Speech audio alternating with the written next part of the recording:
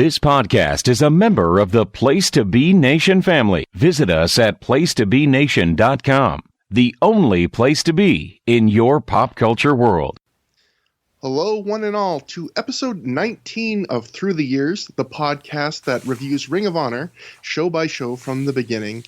And we're back again, the second time a month. We're on a hot streak, because right here, as always, is me, Trevor Dame. And as always, next to me, through the power of the internet, is Matt Feuerstein. Matt, we're back again already. 2 weeks. That's very brisk by our recent standards. I'm right here by your side.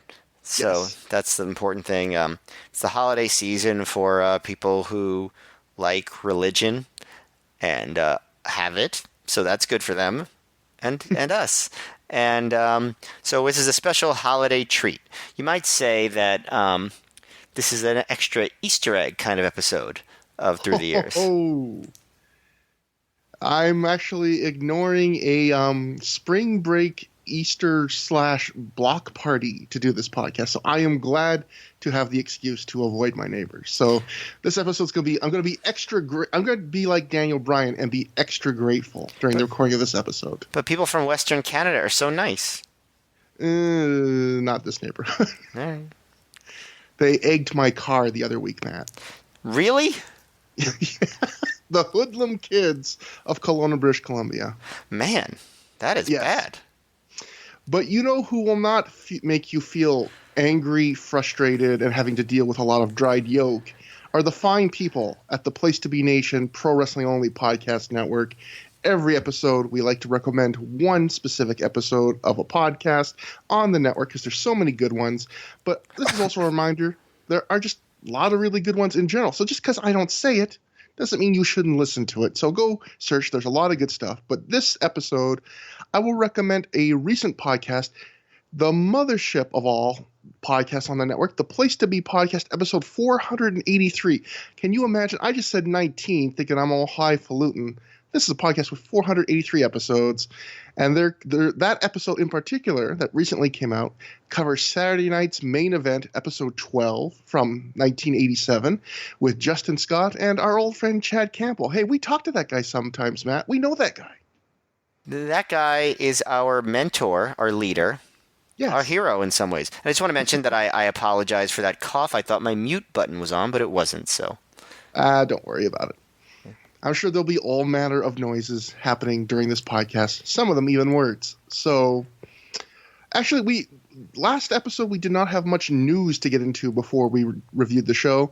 Matt, this time I think we have a fair bit to get into because I guess the first order of business is, if you're going chronologically with us through these shows, through the years, so to speak, there is a show, the Ring of Honor / FWA UK show. It was like a dual branded show, although it seems it was really like a FWA, a promotion in the UK show that just happened to have some Ring of Honor talent on. We are not reviewing that show. Today we are reviewing Do or Die. We have decided to skip that show.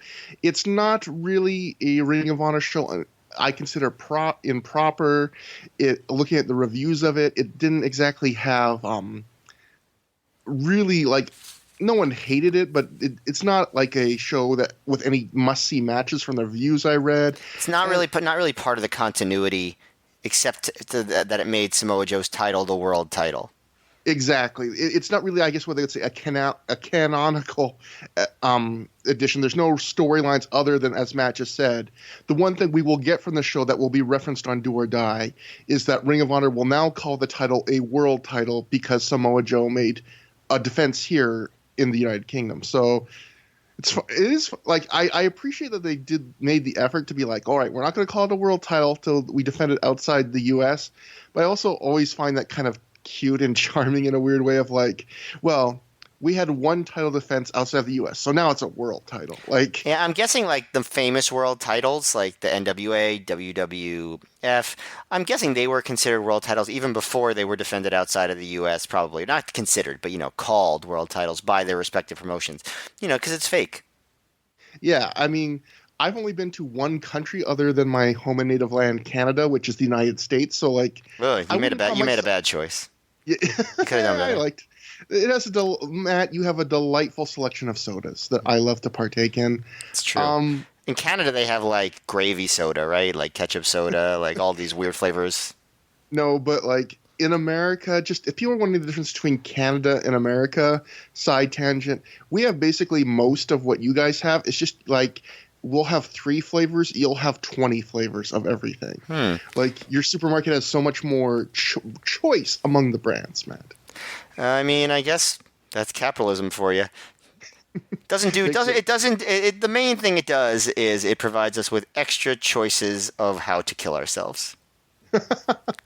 And I do mine with aspartame. But I was just gonna say, like, I wouldn't consider myself a world traveler, having only visited one other country. Although I guess the jump between the U.S. and the U.K. is farther than just crossing the border from Canada to the U.S. But anyway, I thought we would still at least briefly go over the events of that show, because there was actually one other development I forgot about from this show. The first thing is, it was actually even though I technically don't consider this a Ring of Honor show, the announced crowd was 1,100 fans, which would be the biggest crowd Ring of Honor had done for a show that isn't theirs, or a show that is theirs. So, which shows that really nobody considered this an ROH show, because nobody talked about like this being ROH's attendance record, even though it would hold as their biggest attendance probably up until like almost a year later, right? Well, with Death Before Dishonor coming up soon in New Jersey with the Jeff Hardy big boost, I mean, I think that will do over 1,000, but it's at worst it's very similar. Like, right. But yeah, I mean, up to this point, it would blow it away, because I think their largest attendance before the FWA show would have been the anniversary, which would have been 700 people maybe, or something like that. So this blows that away. And the matches on the show, I'll just go over the ones with Ring of Honor involvement. They did a whole Ring of Honor versus FWA gimmick, and they had James T beat Paul London in 10 minutes 34 seconds. Jack Xavier beat Mikey Whipwreck 11:57. AJ Styles beat Johnny Storm in 15:58. Samoa Joe beat the Zebra Kid in a match he made an impromptu style. He made a world title match. It's England, the Zebra Kid. I think that is how they pronounced it. I'm not sure. I know we say in the countries ruled by the Queen, we say Z instead of Z, although I break with that. But because the ABC song doesn't rhyme if you don't end with Z. But yeah, that's pretty good looking out, Matt. I'm pretty sure I actually heard someone say that. That's the only reason I brought it up. Like possibly on the show tonight. That's really interesting, actually. Samoa Joe defeated the Zebra Kid in 9:36. Flash Barker and Low Key went to a 20-minute time limit draw. And then in the main event, Christopher Daniels beat Jody Fleisch in 23:58. So the other big story coming out of this, other than the attendance and ROH's title becoming a world title, is Low Key gets hurt in this match. The Observer right after this that discussed it said he had hurt his collarbone, and then later, like an issue 1 or 2 weeks later, changes that to Low Key is out 2 months with a dislocated shoulder. But either way, this is the match apparently where he suffered that injury, and that will be keeping Low Key will be on this show tonight that we're reviewing, Do or Die, but with his arm in a sling. So it did affect Ring of Honor in that sense. Yeah, that's right. And that, I guess, sort of, not exactly, but sort of marks the end of Low Key's like major run in ROH as someone who would be considered the top babyface. Yeah, I mean, it had already been kind of slipping away for a while now, but I'd say this really, it's done now. They never get back to that. Yeah, and the idea that, Low Key almost always felt like he was involved in a major match, apart from maybe that tag he did against Special K. I mean, not that he didn't play a significant role in some ways in the show tonight, but when it's weird, like once you see Low Key reduced to guy who's just doing an interview segment and being a manager, basically, like it's weird, even though I know they couldn't have done anything else tonight, but yeah, to see this guy that was always in the first 2 shows, everything was built around him. He was in a major match every show. And now, the company's big enough and changing direction enough that Low-key can kind of just be on the fringes of the show, and it doesn't really matter. I would, I know we've talked about this before, like after he first lost the title, but I would love to know like all the backstage like goings on that led to Low-key, going from being basically the quote ace of the company to, really not being, because like I said, it was starting before this injury, and this injury just sealed the deal. I mean, he's clearly never going to be the top babyface ever again, not even really come close to it. And it was such a dramatic turn from the direction they were going at first. And obviously we know Low-key's reputation, but I would still love to hear, what the decision-making process was that led to Low-key's status in the company changing so dramatically. Yeah, part of me wonders if it's also just the first instance of Gabe's always been a guy who, once he was done, it always seemed like once he's done with a guy as world champion, he's done with them at that level. Like, he'll still try and push them in the card and give them significant things. But if you've seen how he's handled guys like Samoa Joe, even to this day in Evolve and stuff, it seems like once a guy has their big title run, Gabe is not a fan of like the 2 or 3 time champion. He's always like a guy gets their one big run, and then they can still be a player, but they're never going to get to that level again. The difference is Low-key never got his big title run. Yeah, exactly. If anything, his big run was before he won the title, and that kind of signaled the end of it. Right. Because the booking at first made it seem like, Low-key would have the title stolen from him, and the build would be to him winning it back, to chasing it, and he never really even gets to really chase it. Yeah, he doesn't even really get revenge. I mean, the first show of 2003, which we've reviewed, look back in the archives, Revenge on the Prophecy, even that, like, just very quickly writes that angle over. He doesn't get a rematch with Xavier. He doesn't get a rematch with Christopher Daniels, even though in their last encounter, Daniels pinned, in the 4-way at Crowning It Champion, Daniels gets a direct clean pin over Low-key. It just, very quickly, he's out of that top scene. And I'm pretty sure, actually, Low-key only gets one other world title shot ever again in ROH, and it's in a 4-way match in 2004. But we'll wait and see if that turns out to be true. So yeah, that's something interesting, and we will, not in this episode, but in later episodes in 2003, we will definitely get into the first big instance of Low-key Ring of Honor promoter drama that happens at least in Ring of Honor. While I'm looking at these notes, one other note: Dave Meltzer, of course, says that Ring of Honor did record merchandise business at the FWA show. So, and that everyone in the crowd knew all the Americans and were really into them. So, I guess maybe a sign that Ring of Honor was already a fairly big, probably tape product even overseas at this point, if this is to be believed. They were becoming an over brand of wrestling, which makes sense because they're doing good stuff. Yeah, and in fact, Steve Corino, I think it's about this show, has an interesting anecdote where they wanted to book Steve Corino as to be one of the ROH guys in this ROH versus FWA Frontiers of Honor show. And Steve Corino was like, why would that make sense? Like, I'm part of this group called The Group, and our whole point is we book ourselves and we're kind of against Ring of Honor, which I don't know if I've ever quite seen it that way, but that's how Corino describes it, like that. Yeah. They were kind of against Ring of Honor. Part of the confusion of the booking, because I thought it was the Prophecy that was against Ring of Honor, and the group, like Samoa Joe was part of it, and he shook hands. It's just very confusing. Yeah, but the funny thing is, like, Corino was basically saying, like, they want me to do this show, I turned it down, and then he gives this kind of funny aside where he was like, if they had paid me what I wanted, I would have done it. So yeah. he does this funny thing in the shoot where he goes into this whole thing about, like, how it would have made the storyline not make sense and stuff, but then he's like, well, if they had given me what I want, I would have done it, but They didn't give me enough money to make the angle look stupid in my eyes, basically. Uh-huh. So that's an interesting note. Dave writes in The Observer around this time that Ring of Honor is now looking at peaking for 3 major events every year, with the 7/19 show in Elizabeth, New Jersey, which would be Death Before Dishonor, being the next one. So it's interesting that at this point, I don't know if Ring of Honor sticks to that, the idea that we're going to have like 3 tentpole shows a year, but in some ways they do, in some ways they don't. Like, they do have those 3 big shows, but I wouldn't necessarily say that like feuds and angles peaked on those shows most years. I think it's sort of like they would have some big matches, but there would also be plenty of other peaks during the year. That's sort of how I saw it anyway. Yeah, like at the even at the time back then, I never looked at I was never going like, oh man, I can't wait for Death Before Dishonor. You know, there's going to be a big card at Death Before Dishonor.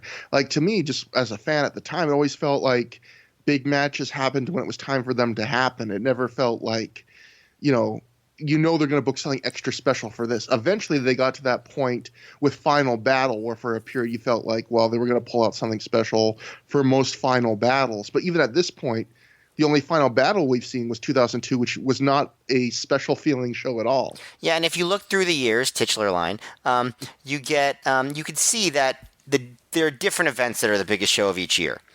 Like I think we could fairly say Death Before Dishonor is the biggest show of 2003. I would say it was definitely not the biggest show in 2004. It's right. It's kind of hard actually to pin down which show was. Probably the Jushin Liger shows.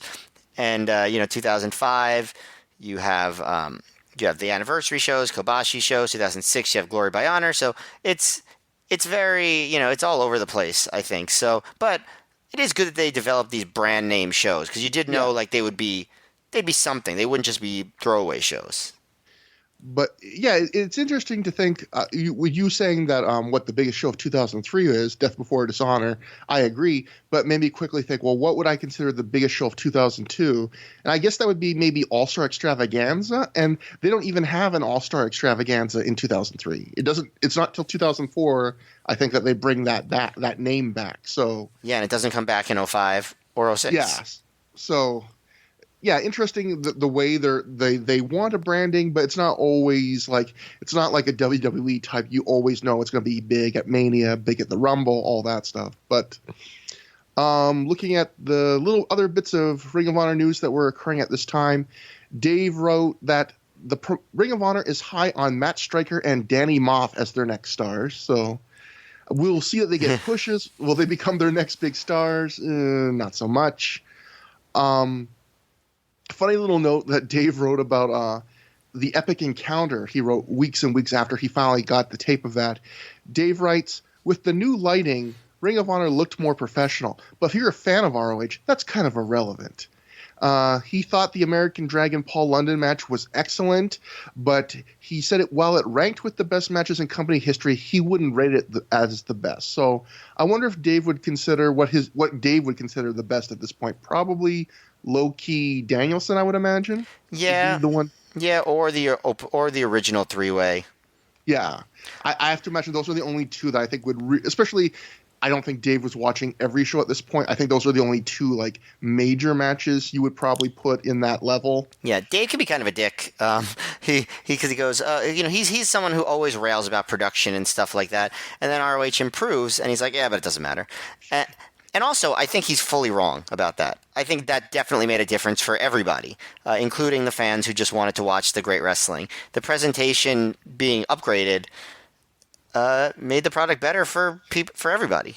I think it speaks to the early days of independent wrestling where I feel like people back then almost felt, especially people like Dave, felt like wrestling was in two stratospheres, which was like you're the casual fan, in which case stuff like production matters, or you're the ultra hardcore fan, in which case like nothing matters but the wrestling. And I think what we've learned, at least wrestling has evolved into this. I think there are different stratospheres of fans, more like gradations of them, where I know there are fans that will watch PWG, but they won't watch any other indie. Or, like this idea that production doesn't matter if you're watching an indie. I think there's still something to be said for good commentary, like a nice looking atmosphere. Yeah, and also like just like a personality and character. Like ECW obviously didn't have, especially for like, before like the, TNN era and stuff, it didn't have a high quality production by like typical standards as far as like sleekness, but I think the production values were important to ECW. It had its own thing. It had character. It wasn't just a bland looking gymnasium, that could have been any indie. ECW was ECW, and ROH was mostly just a bland looking indie, and then it became what ROH looks like. So that, having your own character and personality is important for the production as well as just a wrestler or the booking, Yeah, I mean, a week or two ago, PWG moved from Reseda into the Globe Theater, and fans there. I saw a bunch of fans that were tweeting pictures of like the new production setup that looked way nicer, like the big backdrop and the lighting and all that. And people were going, "Oh man, this is so cool!" So those are the hardest of hardcore wrestling fans, attending live shows like that, and even in that case, like the improvement in production, that was immediately something they were excited about. So this idea that it doesn't mean anything to wrestling fans, yeah, like I'm sure it doesn't mean anything to some, but not all. Just because you like indie wrestling doesn't mean you don't like a nice looking show. Agreed. But the last little news note we have from this time is Dave writes, Ring of Honor is planning on doing a tournament based on the Japanese Super Juniors or Championship Carnival tournament with a round robin among the regulars who don't work Japan, like Chad Collier, although he writes in brackets, although he sometimes does, Matt Stryker, Tony Mamaluke, Colt Cabana, CM Punk, BJ Whitmer, Tom Carter, and others as a way to elevate one or two guys into the main event mix. Of course, this would end up being the Frontiers of Honor round robin. The Field of Honor. Oh, yeah, Field of Honor. Yeah, I screwed that up. I was talking about the Frontier Wrestling earlier, and that jangled my brain, Matt. Thank you again. And, yeah, so it's interesting that they were already planning it at this point. And it's funny that the one name that stands out is CM Punk, because I feel like already by this show, he's already too big for the idea of a round-robin tournament that elevates mid-carders, because as we will quickly get to, CM Punk was all over the show and had his fingers in a lot of pies. And so maybe at one point when they first conceived of this, they saw CM Punk as a mid-carder that could use a boost. But like obviously once we get to the Field of Honor tournament, he is no longer, he's nowhere near that thing. Yeah, not even close. Yeah, so Do or Die, the show we are covering today, took place May 31st, 2003 at the Murphy Rec Center in good old Philadelphia, our usual home, in front of a sellout of 500 fans. Of course, who knows what that really means, but it is, I will note, often Dave would say 400, 450, so maybe Ring of Honor slowly climbing up even in their home base. Dave writes this, I just wrote this down as a reminder because I could have picked this up on my own, but he said, Ring of Honor debuted a new ring, half red and half black, similar to similar to the early 80s dual color All Japan ring. Matt, I know when we were talking about the show in Messenger, you were talking about how like Ring of Honor was really pushing the production here to a sweet spot you liked. Yeah, for sure. So, Dave was talking about the upgrade in production at Epic Encounter, and this takes that to a million notches above. I mean, I would say this show alone is the biggest individual single show leap in production they have ever had ever. Maybe even including once they got on HDNet and when they were bought by Sinclair and all that stuff. The difference between production from the shows earlier in 2003 to this one are gigantic, and there are a number of reasons for that. For one thing, the lighting is back, but I don't know if they upgraded a second time or if it was because of the time of day, but there is even a major difference in the look of this show and Epic Encounter. The arena is much darker. So the spotlight when it's on the ring, it just seems much more noticeable and intense. It was definitely there in Epic Encounter, but the Murphy Rec Center still kind of felt like the Murphy Rec Center. This you could watch, at least at parts, and not even realize it was the same building. Like it's just incredibly different. Beyond that, you had the new mat, which I thought looked cool. It was up my alley. Yeah. And then one other thing before I get to probably the biggest lasting impact, but one other thing is the way that they presented the entrances and the promos. They started putting them, I don't know if it was on this show, they might have actually started this on the last show, but I noticed it here. They started presenting them in letterbox format with, the black bars at the top and the bottom of the screen, and it gave it sort of a cinematic feel. It felt different than the production for the rest of the show, and I actually think it was really high quality. Like it just looked good. It looked different. It still felt kind of gritty, like an indie, but also slick. And they stick with that all the way probably through early 2004, and I think it's a really good look. I think these shows look really good, even though despite that they're still in, relatively crappy buildings.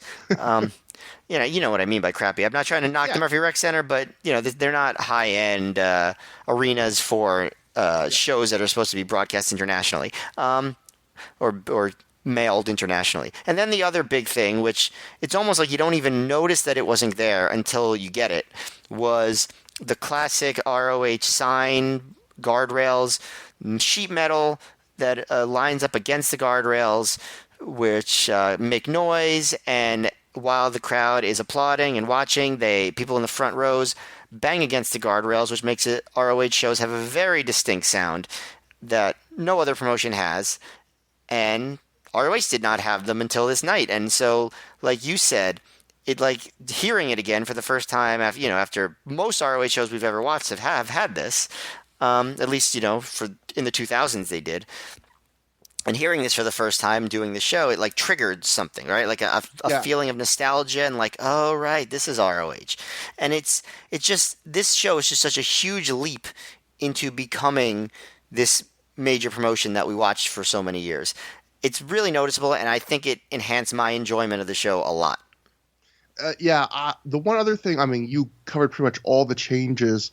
The one thing I noticed, and you've mentioned this when we were talking about it earlier, that I felt like this was the first show where they really lingered on a lot of the entrances more. And you were talking about, you were telling me, that will change from show to show based on time constraints. They might, but this felt like so many of the early shows, you would see just a few seconds of the entrance and they would quickly cut.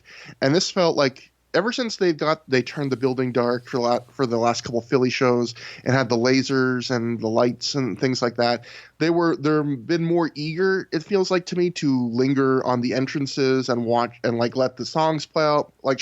Not that they weren't letting the songs play out, but have you watch the guys come to the ring, things like that, or even entrances like Specials K's that has the preamble now. They let you watch that before they come out. They don't just cut. And there was one downside to that I found on the show, which was because the lighting just goes absolutely pitch dark during a lot of these entrances, and they hadn't yet really worked that out. There's a lot of these entrances where for 20 or 10 to 20 seconds, you're just seeing nothing but darkness. And a few little lasers in the background. Yeah, where, it's clear that the wrestler's making his way to the ring, but there's no spotlight on them. There's no, selective lighting to light the area they're going to. It's just the lights are mostly off except for maybe a few lasers, like you said, and you can't see a thing. They're definitely made a quantum leap forward in production. Still have some kinks to work out, but yeah, it was noticeable that they they were changing again. They kept trying to tinker with the look of the product. Yeah, and most of it was success. Yes. We opened the show proper with a backstage promo from Homicide. Julius Smokes at his side. Homicide says 10 years ago there was no homicide, just a street gangster named D. He says he did everything every thug did. He robbed, he stealed, he got locked up in prison. And then Homicide says everything changed when he had his kid Nelson in 1996. He says in 94, he could have had a scholarship with the Miami Hurricanes, but he was too into slinging dope with a gang. Now, he says today, he sacrifices for his kid. He wants Samoa Joe's title and says that do or die, he's not going to die, so I assume he's going to do. Homicide says he'll do anything to win the belt because he needs the money and he can't get a job because of all the scars on his head. So I thought this was a pretty good promo. I was going to make a pun where you said he would do anything to win the title. I thought it'd be funny if he accidentally said he would dye anything to win the title. His hair, your T-shirts. But it's good. Homicide definitely has a distinct character. They made him very sympathetic. Julius Smokes adds something to his act. I think sometimes he adds, sometimes he detracts. But I thought this was a good way to start the show. It gives stakes to the match. One thing I thought was interesting, I noticed this on this promo, but also the commentary for the 2 or 3 shows prior, there was somewhere around in this time they made a switch, at least for a little while, where they went from portraying Homicide like they did in 2002, which is he's this crazy maniac from the streets, to he's this guy who's leaving the streets, who he does everything for his kid. Like on, I think there was the last Boston show we watched, you know, during that CM Punk match, I think Gabe was going over and over again, like he's doing it for his kid, you know, and even Homicide's promo here, you know, it's all centered around he needs the money, he wants a better life for his kid, and winning the title will get that for him. So I feel like at this point they're trying to make him a much more sympathetic babyface. Right. And of course, in 2004, they'll kind of just go back to Homicide's crazy and unpredictable and dangerous. But yeah, I wonder how much of the backstory is true as far as like the parole thing and I mean, obviously he has a kid, like I don't think that's made up, and I'm sure that he does want more money for the kid. But like, you know, just like I wonder how much of this background is true. Like the thing you mentioned in this promo, that he could have had a scholarship with the Miami Hurricanes football team in 1994. I mean, that sounds specific enough. Maybe he's exaggerating, but you know, certainly it is. You know, that's the kind of stuff that, again, is probably missing in some of today's indie wrestling, where it's not just I want this match, I want this title, I hate you because you interfered in my match. It's like, you know, he's referencing a backstory, like a life backstory, not a wrestling backstory. Yeah, like I'm a person, not just a wrestler. Yeah. And next we get people that are the opposite of people because we get a Special K party backstage. And there's an on-screen graphic telling us that this is, quote, deranged Are You His Eye cam, which looks like a regular cam, except it's showing us a party. And it has those words at the bottom of the screen. Yeah. But I do like that. I do like that sentence. It's the same as a regular cam, except it's showing us a party. Izzy doesn't think that the party is very fun, but Hydro has an idea to mess with the lights and turn the whole place into a rave. The camera follows them, the Special K, as they go to ringside, and asks the lighting guy to mess with the lights, like starting to beg him. And the lighting guy is just like, we're still setting up everything for the show, like, come back later. And that's the whole segment. That's the entire thing. It doesn't, I assume maybe it's paying off in that the Special K will have a rave 2 shows down the line. But, like, that's the whole segment. They never get, like, a big party. The lighting guy never does anything for them. It's literally just them saying, we're bored. Can we get the lighting guy to change the lights? The lighting guy being like, no, I'm not doing it. This is the slow burn, Trevor. This is a several show long angle that's going to pay off big time. Yeah, this is just like, you know, Anton Chekhov, where if you have a gun in the first act of a play, it's got to be fired in the third act. You know, Gabe always dropping these breadcrumbs with these huge rave-related payoffs. So, first match. Jimmy Rave debuts on the show tonight. So that is the payoff. Actually, one other thing I should mention before we talk about the first match is this was the first Do or Die show, but this is the only Do or Die show that's like a proper main Ring of Honor show. Do or Die shows in the future would become pre-show, like showcase like events where they would have a card of matches of guys, you know, maybe a few ROH regulars, but mostly people that were very underpushed or completely new wrestlers that hadn't worked there before. And Ring of Honor would eventually like release those shows as, I think they put 2 of them on one DVD, but they were never big sellers. They were never big cards, and they were never considered like main shows with a lot of storyline development. But it's interesting in the sense that this was the first show, and they kind of tried to do a bit of that conceit that they would do with the later shows, where the first half of this card does have, well, actually the whole card, because Jimmy Rave and Frankie Kazarian are in the second half, but they do have some guys making their debuts tonight, or also guys that haven't been pushed that hard. But I guess maybe they didn't like the idea of doing this on a main show, because they never do it as a main show gimmick again. Part of it is also the guys that they could not have on the show. Like, obviously, Bryan Danielson is gone for a while. Paul London was not on the show. AJ Styles was not on the show. Amazing Red was not on the show. The SAT wasn't on the show. Well, obviously, Low Key was there, but, you know, was unable to wrestle. So they had a lot of spots to fill. So it made sense to do this for this night. Yeah. So the first match of the night is BJ Whitmer taking on Danny Moff with Allison Danger escorting him to the ring. And Danny Moff gets the win here in 9 minutes, 10 seconds when he pinned Whitmer after he hits the burning hammer, thanks to some Allison Danger interference where Whitmer was going up top. Allison Danger did a really weak, I think, back scrape. He falls on the turnbuckle. Moff hits the burning hammer. Matt, this was, I think, Moff's first singles match as a member of the Prophecy. What'd you think about this as an opener for the show tonight? It was his first singles match in ROH too, I think. Oh, right? yeah.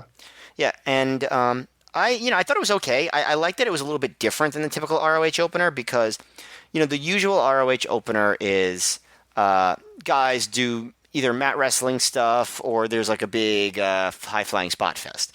And in this case, it was like two bigger guys just throwing bombs, head drops and stuff, which is, not everyone's favorite type of match because it is like, a little bit like video gamey and just like easy, like not easy, obviously, but, kind of not complicated, not complex. But I think it was a nice change of pace. The crowd definitely got going for it because there were a lot of big moves, suplex being blocked, lots of chops, all that stuff. Obviously, the burning hammer. But the big thing, another production change that we have not mentioned yet, CM Punk is on commentary, Yes. along with Gabe for half of the show. And he's not quite what he becomes because I think at certain points, CM Punk is probably the most entertaining commentator ROH during the Gabe era actually ever had. He's working out some kinks here. He does, he has his own misogynistic comments about Allison Danger, calls her a sea hag at certain points. But he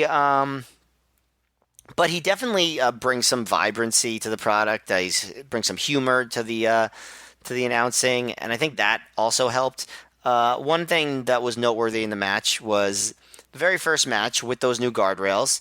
Dad Moff badly cuts his hand on it, and he's bleeding all over the place from the sheet metal. I think they changed that. Like they changed the material that those are made of as they go on because these bent a little more easily. I think these were thinner and sharper, and I think not too long after this they get a little bit thicker and maybe made of a different material because you don't really notice guys cutting themselves on these visibly all the time over the next 5 years. So Yeah. I think they work it out. But I felt bad for Dan Moff there. But as far as big spots, it's the typical stuff. But the half Nelson suplex, which I already mentioned. Whitmer sort of does a fighting spirit thing where Moff hits one half Nelson suplex. Whitmer fires up, so Moff hits a second one. BJ blocks a German. BJ goes to the top rope, and that's when Danger, crotches him, and Moff hits the burning hammer. But it's mostly just stiff chops and kicks and suplexes, and there's not much to it. But I thought it was solidly entertaining. I thought this was fine as a match. I was kind of disappointed by it in the sense that Moff and Whitmer are both clearly at this point guys Ring of Honor sees a lot in. They're both getting their own pushes starting around this time. And you would think that getting the opening spot on a show, both getting pushes to start, they'd really try and steal the show and really do something. And this comes off as just like an average mid-card match. And you described it well. Mostly, some suplexes, some stiffness, but it's also only 9 minutes. And I mean, it's fine, but I just thought you would think for them investing, they're really looking into these guys that they would maybe be put in the position to produce a bit more and also produce a bit more. But like the match is fine. I noticed BJ Whitmer talking a lot during this match. Like I could see him clearly like just not really making an attempt to hide, him communicating to the other wrestler and the ref. I thought it was interesting that like you said, it's the first match with the guardrail covers, the sheet metal, and it's like they very quick, like the fans from match one are slapping on it. So like they very quickly are like, hey, this makes a cool noise. And the wrestlers seems like they're also very quickly realize, hey, we could do something cool with this because they both throw each other into the guardrails. And I think that's where Moff cuts his hand. And yeah, I don't know when the guardrails stop being sharp, but I know this is not the last time Ring of Honor wrestlers will cut themselves on these guardrails. And because I've heard wrestlers talk about how notorious these guardrails are. I believe in this year we'll have a Samoa Joe match where he cuts himself badly on one of these guardrails. So I guess it's just a matter if you get a sheet metal sign made fresh. If you don't sand the edges or something like that, it's going to be super sharp. And yeah, just too sharp here. Just looking on the bright side, Moff's new Prophecy outfit also looks very sharp. It looks. I was being sarcastic. It looks okay. I mean, it looks okay. I'm trying to now evaluate in my head what I think of Dan Moff's fashion choices, and I mean, it would look weird if he was walking down the street wearing that. But it's still weird. Yeah, go ahead. It's still weird to see him like Moff try and go like vaguely goth the way that the Prophecy is vaguely goth, because Dan Moff just doesn't seem like that kind of guy, I don't know. You never know. He might really love, I don't know, who would the Cure? I don't know. He loves the song Bela Lugosi's Dead. Just plays that song all the time. And going to what you said about, Matt thank God Matt remembered. Well, I mean, I would have remembered, but we probably should have mentioned earlier. This is Punk's debut on commentary. He does do about half the show. On Punk's commentary on this first show, he's not as good, I think, as he would become. And I think when you listen to the show, I don't know how you felt about it, but my impression was there's a lot of Jesse Ventura in Punk tonight. Like, he's trying to do a lot of that. I'm the heel and I'm kind of needling my broadcast partner, but I'm also trying to call the moves and educate you, the fans, and take this seriously. And like, I think you told me once, like, you felt he was kind of maybe overstepping Gabe at points, actually. On the show. Yeah, there was definitely a lot of times where he was just like calling the moves, and it was like, well, that's not your job. But neither of these guys were professional announcers, so that's going to happen sometimes. Just like how neither of us know how to do a podcast, so we we mess up a lot of the time as well. But I think Jesse Ventura's a good pick because Jesse Ventura's big thing was always trying to see things from the heel side, like not just cover for the heels and be a bad guy, but like tried to honestly see the logic in the heel's point of view. And I think Punk was doing a lot of that too. Yeah, I mean, it's the school, there's two major schools of heel color commentary where you get the Jesse Ventura one where you're trying to have some credibility, and you can have the Bobby Heenan vein where, you're just this buffoon who's always looking stupid and always making incredibly like tenuous excuses for heel behavior. And they're both great in their own way, but Punk here is definitely like, in this match, Gabe didn't know a certain suplex was an exploder, and Punk takes like delight in getting on Gabe and like, that's an exploder, Gabe, and Punk was a smark. Yeah, especially he goes over hooking. My biggest pet peeve of him tonight was he cannot stop talking about wrestlers needing to hook the leg, and it got to a point where I was like. Just stop it. It's getting distracting, and it's a classic Gorilla Monsoon criticism too, right? That's a famous Gorilla Monsoon story where Gorilla would always like criticize wrestlers for not hooking the leg, but Vince McMahon actually said, "Don't ever hook the leg unless it's the final cover." So it was like he was undermining wrestlers for doing what they were told. And I think Punk might have just learned, just like probably a lot of us growing up, learned to wrestling commentary from Gorilla Monsoon. So.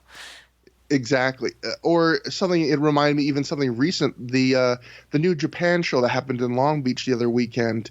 Jim Ross was getting on wrestlers over and over again about like, oh, I guess the ref just has given up on tags, and he would sound real grumpy about it. And he would always get mad when more than one wrestler in a tag team was in the ring at the same time. But like, that's good to point out if it happens once a show, but when it becomes apparent to you that this is happening a lot on a show, at some point you're starting to actually like work against the show.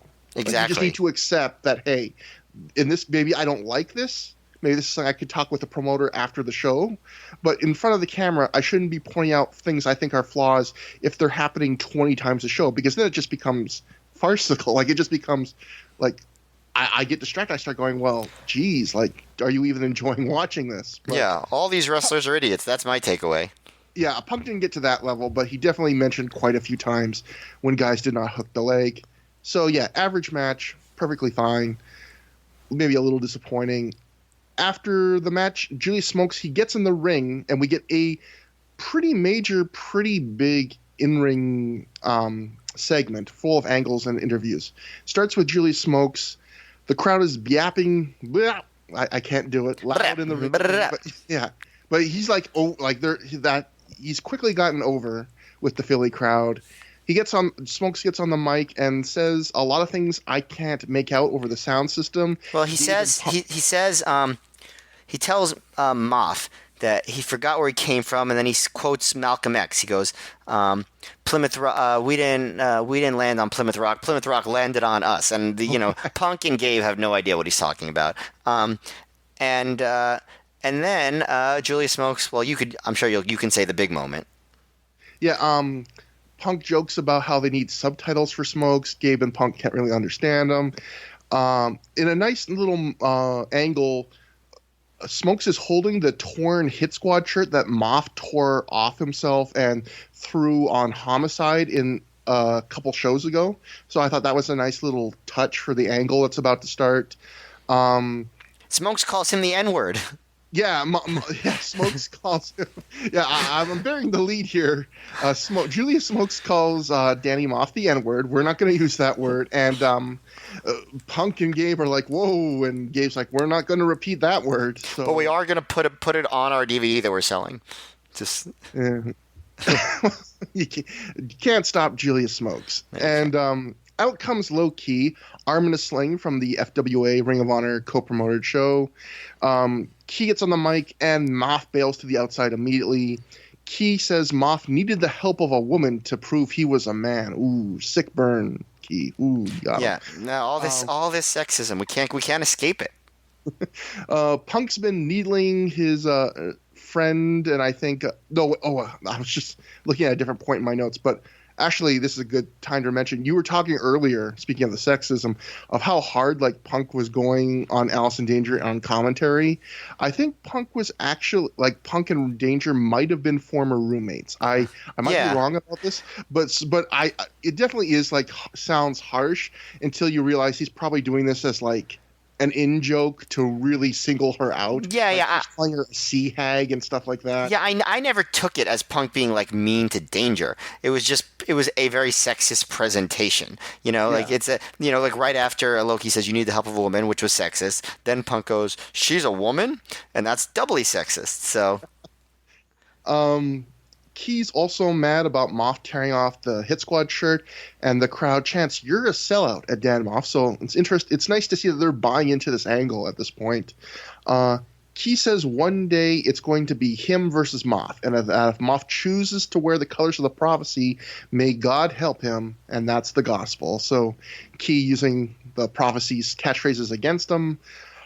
Key then moves on to a completely different topic of business, but as he's starting, Smokes blaps right in his face, and the crowd's like, ooh, the crowd's like, oh shit, you did not just do that to Low Key. Low Key gets mad. He tells Smokes he's standing in a ring that's for athletes, not thugs. Key says the ring says Ring of Honor, not Thug Life. Smokes responds by doing the most amazing strut I have seen in a while. He doesn't say a word, just struts. He's happy to be a thug. I gotta do that when people insult me. I just gotta just ignore what they said and just start dazzlingly strutting. Yeah, it's hard to stay in an argument with somebody when they just strut. Yeah. Key then says the streets don't belong in Ring of Honor, and neither does Julius Smokes. Smokes takes off his shirt at this point, and he's gonna throw fists with Key, and I like this. Punk on commentary says, "You take your shirt off, you gotta fight. You can't back down." And I just wrote in my notes, really? That's how it works? Once you take off your shirt, you can't avoid a fight? That's the point of no return, going shirtless, apparently. Apparently, if he doesn't want to fight, he's not going to take a shower. Homicide immediately runs to the ring at this point, wearing a Hit Squad repeat offender shirt, which was, again, a nice little interesting touch here. Homicide tries to keep the peace between Key and Smokes. Key tosses off his arm sling in anger before saying that tonight is a very important night in the career of Homicide.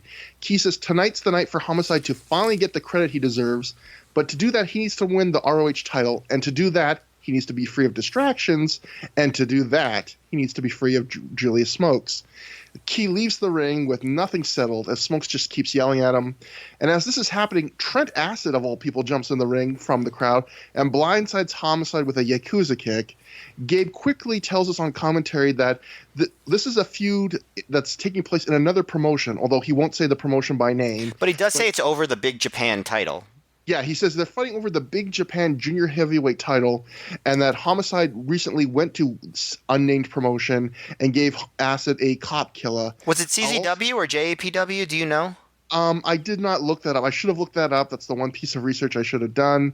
But I also thought it was interesting that he said cop killer, because the very last show, you'll remember, Gabe says they weren't allowed to say cop killer anymore because Homicide's probation officer was watching the show. So apparently that's all good now. They've worked things out with the probation officer. Yeah, he's like, you can do it. It's fine. I get the joke. We can be hard on you sometimes. But so yeah, that basically ends the segment. Gabe is a huge fan of these segments where one thing like just immediately goes into another with no break. Gabe is a huge fan to this day of the one thing ebbs into another, one match ebbs into another, one promo ebbs into another. And I feel like he overuses it and does it without a lot of grace a lot of the time. I felt like this was one of the best one of those I've ever seen him do. Yeah. I felt like every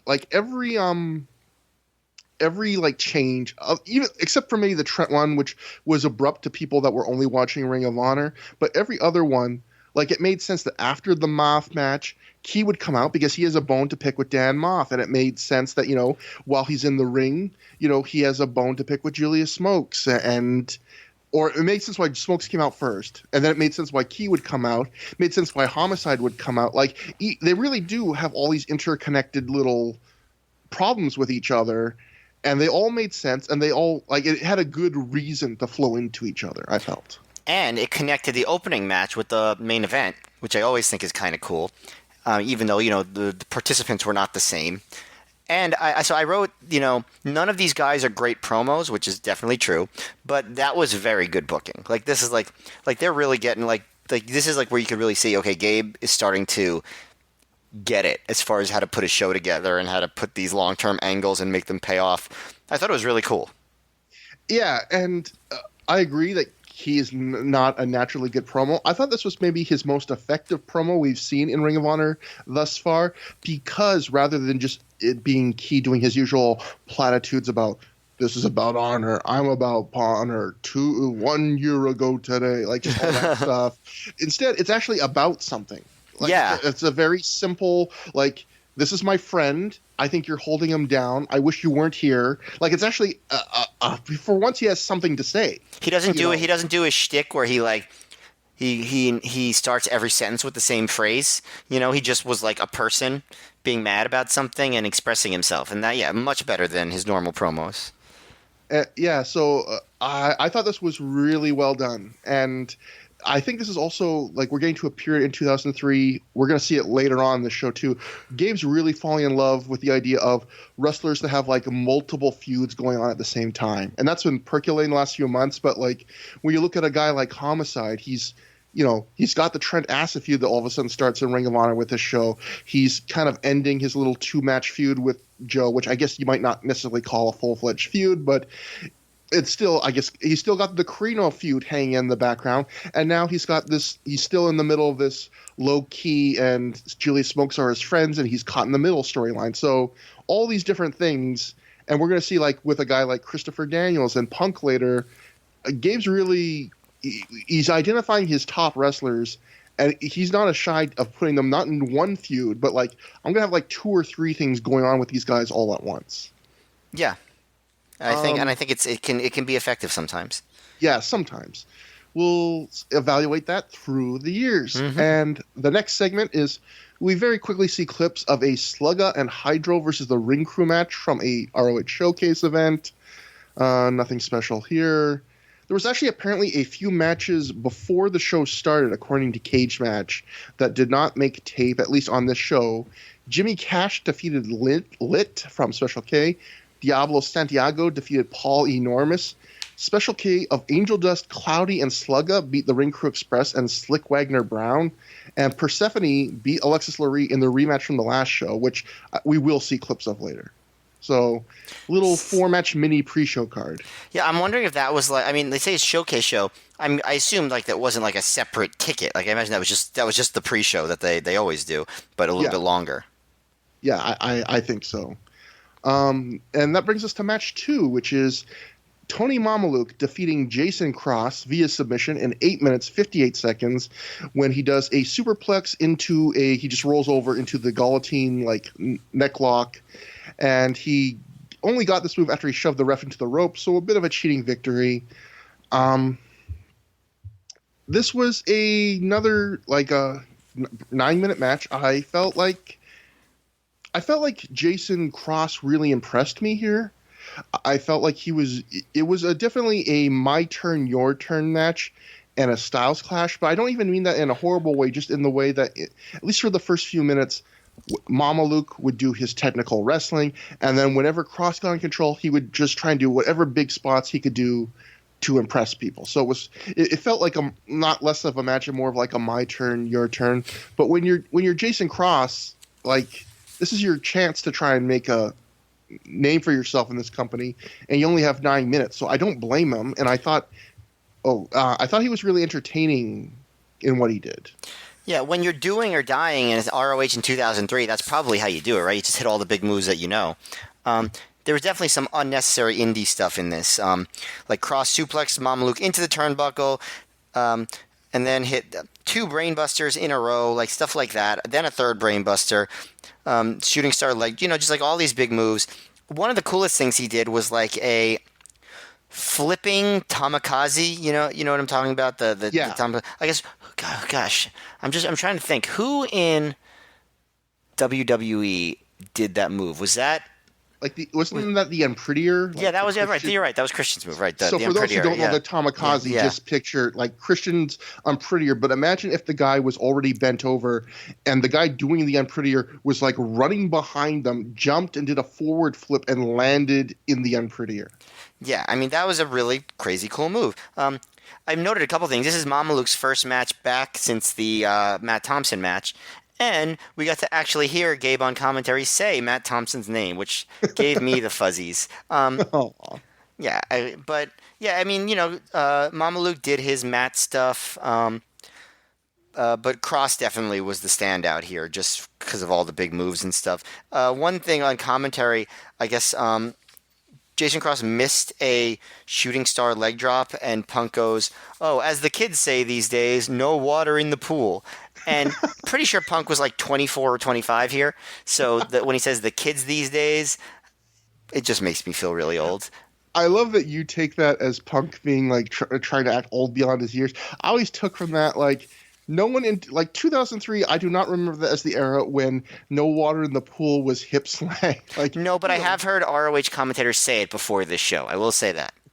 Like to me, that sounds like a '70s phrase or something. That sounds like something I could picture Gordon Solie saying. like no water in the pool for Buzz Sawyer and just. But what moves are Buzz Sawyer missing off the top rope? I think he would do like a splash or something off the top. Okay. I think. I thought as like entertainment for a short match, I like this a little bit better than the first match, even though there might have been some overkill. But for 9 minutes, like I don't expect that much when it's a guy's first match in the company, and it'll be Jason Cross's only match, which I don't know what happened. I feel like he deserves better. Like he deserved a second look after this match because he did do a bunch of cool eye candy spots. He's in indie wrestling heaven with Matt Thompson. Oh, Matt Thompson! Like if you listen to this again, you have an open invitation to come on the show anytime you want, or just tweet me and tell me what's up. Yeah, just tweet Matt at MayorMGF on Twitter. The one thing I'll say about this match is Tony Mamaluke is a guy who so far, not that he's had a lot of great opportunities to strut his stuff, but his stock has fallen with me a bit based on my compared to my memories. I feel like a lot of times his technical wrestling doesn't really have a purpose to it. Like it's a little bit dry. Some of his moves are cool, but others are a little dry. And I'll talk more about my philosophies on technical wrestling a little bit later. But he never really focuses on anything. It's just like he's just doing it to do it. He just kind of spams that stuff. But at least here it was only first few minutes, and then they went into a more big moves type match that was just more viscerally entertaining. But I agree with your criticisms of Tony Mamaluke, but I also would add that he is by far not the only one in this crew of guys that do that sort of thing. No, and we will get into that a little bit later, but I'm still interested in seeing more Tony Mamaluke because it's just my memories of him, and maybe other matches will validate why my memories of him are like this. Like I remember him being more impressive than what he's shown in Ring of Honor thus far. I don't, but I do remember that like in the era that he was most celebrated, which was probably like when he was in ECW in the tag team, he wasn't really known for the technical stuff. He was known for being a big bump taker, and he obviously tried to reinvent himself after ECW. And I think it semi-worked and semi-did not. So next up, we get a backstage segment with and one of our semi-frequent, but not that frequent appearances of Rob Feinstein, promoter at this time. He's telling the camera guy, who we can hear from his voice is Gabe, that he's got to get promos with Low Key, Christopher Daniels, guys like that to sell videotapes. He's telling Gabe, make sure you get promos with those guys. And then Iceberg comes in, but we don't see Iceberg's face at first. We just see him shot from the back. Very important. Iceberg thanks Rob for the opportunity. Rob gets very nervous and says, and I quote, "No problem, Iceberg. It's a pleasure to have you here," which I wrote on Twitter. I just love pro wrestling as a place where someone can honestly and sincerely say, "No problem, Iceberg. It's a pleasure to have you here." Like, what a weird sentence to have to say. Rob keeps acting nervous, and then when Iceberg turns around, we see why, which is that Iceberg has put the letters he spelled the letters ROH on his forehead with thumbtacks embedded in his head. That will definitely be the picture for this show. Oh my God, that is pretty nuts. Iceberg walks away, and the Outcast Killers immediately come in, asking Rob why Iceberg is booked and not them. Rob says Iceberg is crazy, and if they want to tell him he's not booked, they should do it. Rob then gets the idea that if they want to earn a spot in Ring of Honor, they can wrestle Iceberg tonight, and if they survive, they can tell Iceberg that he's not booked in Ring of Honor again. I would love to know, if I were them, I'd be like, okay, sorry, wait, explain survived a little more specifically, because, that's a vague term. Because does it literally just mean not die? Because if so, I mean, it's probably a pretty easy gig. And not much to take away other than how crazy that visual is, and also if you look, I think it'll be in the picture. There's some great Rob Feinstein facial expressions too, of just him slack jawed at Iceberg and his forehead full of thumbtacks. And that leads directly to Iceberg defeating Oman Tortuga via pinfall in 3 minutes, 1 second after he hits a big standing senton. Dave Meltzer in The Observer said that Iceberg from NWA Wildside debuted in the ring and reportedly had the worst match in company history, with fans chanting "Don't come back" at him. Now, it is true that fans did chant "Don't come back" at Iceberg. Matt, do you agree that it was the worst match in Ring of Honor history that we've seen thus far? No, not even close. It was a squash match. There was nothing about it to be that bad. But yeah, I think, and also the crowd crapped on him before he had a good or bad match. He was just like, oh, he's a big oaf, and we like strong wrestlemen here, so they crapped on him immediately. Not that he put in some impressive performance or anything either. It was just a crappy squash match. I thought it was interesting that he was introduced as 1/4 ton, and then Gabe said he was over 600 pounds, which seems, I mean, he was a big guy, but 600 pounds, that's like you can't get out of bed size. right? Like I don't think it's possible that he could have been that heavy. Yeah. I mean, that's Yokozuna in the indies, like close to dying fat, where Yeah. you just roll. I mean, it's not impossible, I guess, to be a wrestler that big, but I mean that's on the upper end, I think, of where you can even be remotely mobile. Yeah, I mean, you'd have to be as tall as the Big Show, and I don't even know if the Big Show is like close to that, like at his fattest. You know, I'm actually not sure. Maybe maybe it is. Maybe I'm way off in what I think people weigh. But the most entertaining stuff in the match was them talking about Iceberg. Like Gabe said, the only thing I know about him is he's really into serial killers and he's a really odd guy. And he had like a Zodiac killer sign on his shirt. I mean, I don't know much about Iceberg. I know he's been around for a while. I don't know how much Iceberg have you seen? I've seen a little bit. I mean, he's been going for a long time. I don't know if he's still wrestling or not. I know he used to be in a tag team with another big guy named Tank, and they would wrestle in places like IWA Mid-South. Tank just retired like a few months ago at the Scenic City Invitational of last year. I think Icebergs might still be going occasionally. I don't know, but yeah, for people who haven't seen Iceberg, he is basically like a sphere. He is a big, very round, very big person. And I thought in this match, I thought it was perfectly fine as a squash. Like, his clotheslines looked impactful. He hit a big fat guy senton, which the crowd even popped for despite themselves. Hit an air raid crash. Yeah, and a suplex into a DDT. Like, for 3 minutes of him just doing offense, I don't know if he could have done much more than that because I haven't seen that much Iceberg. But, like, he accomplished the goal of doing a big fat guy squash fine. And I don't think he deserved the don't come back chance. I think that was solely because of how he looked.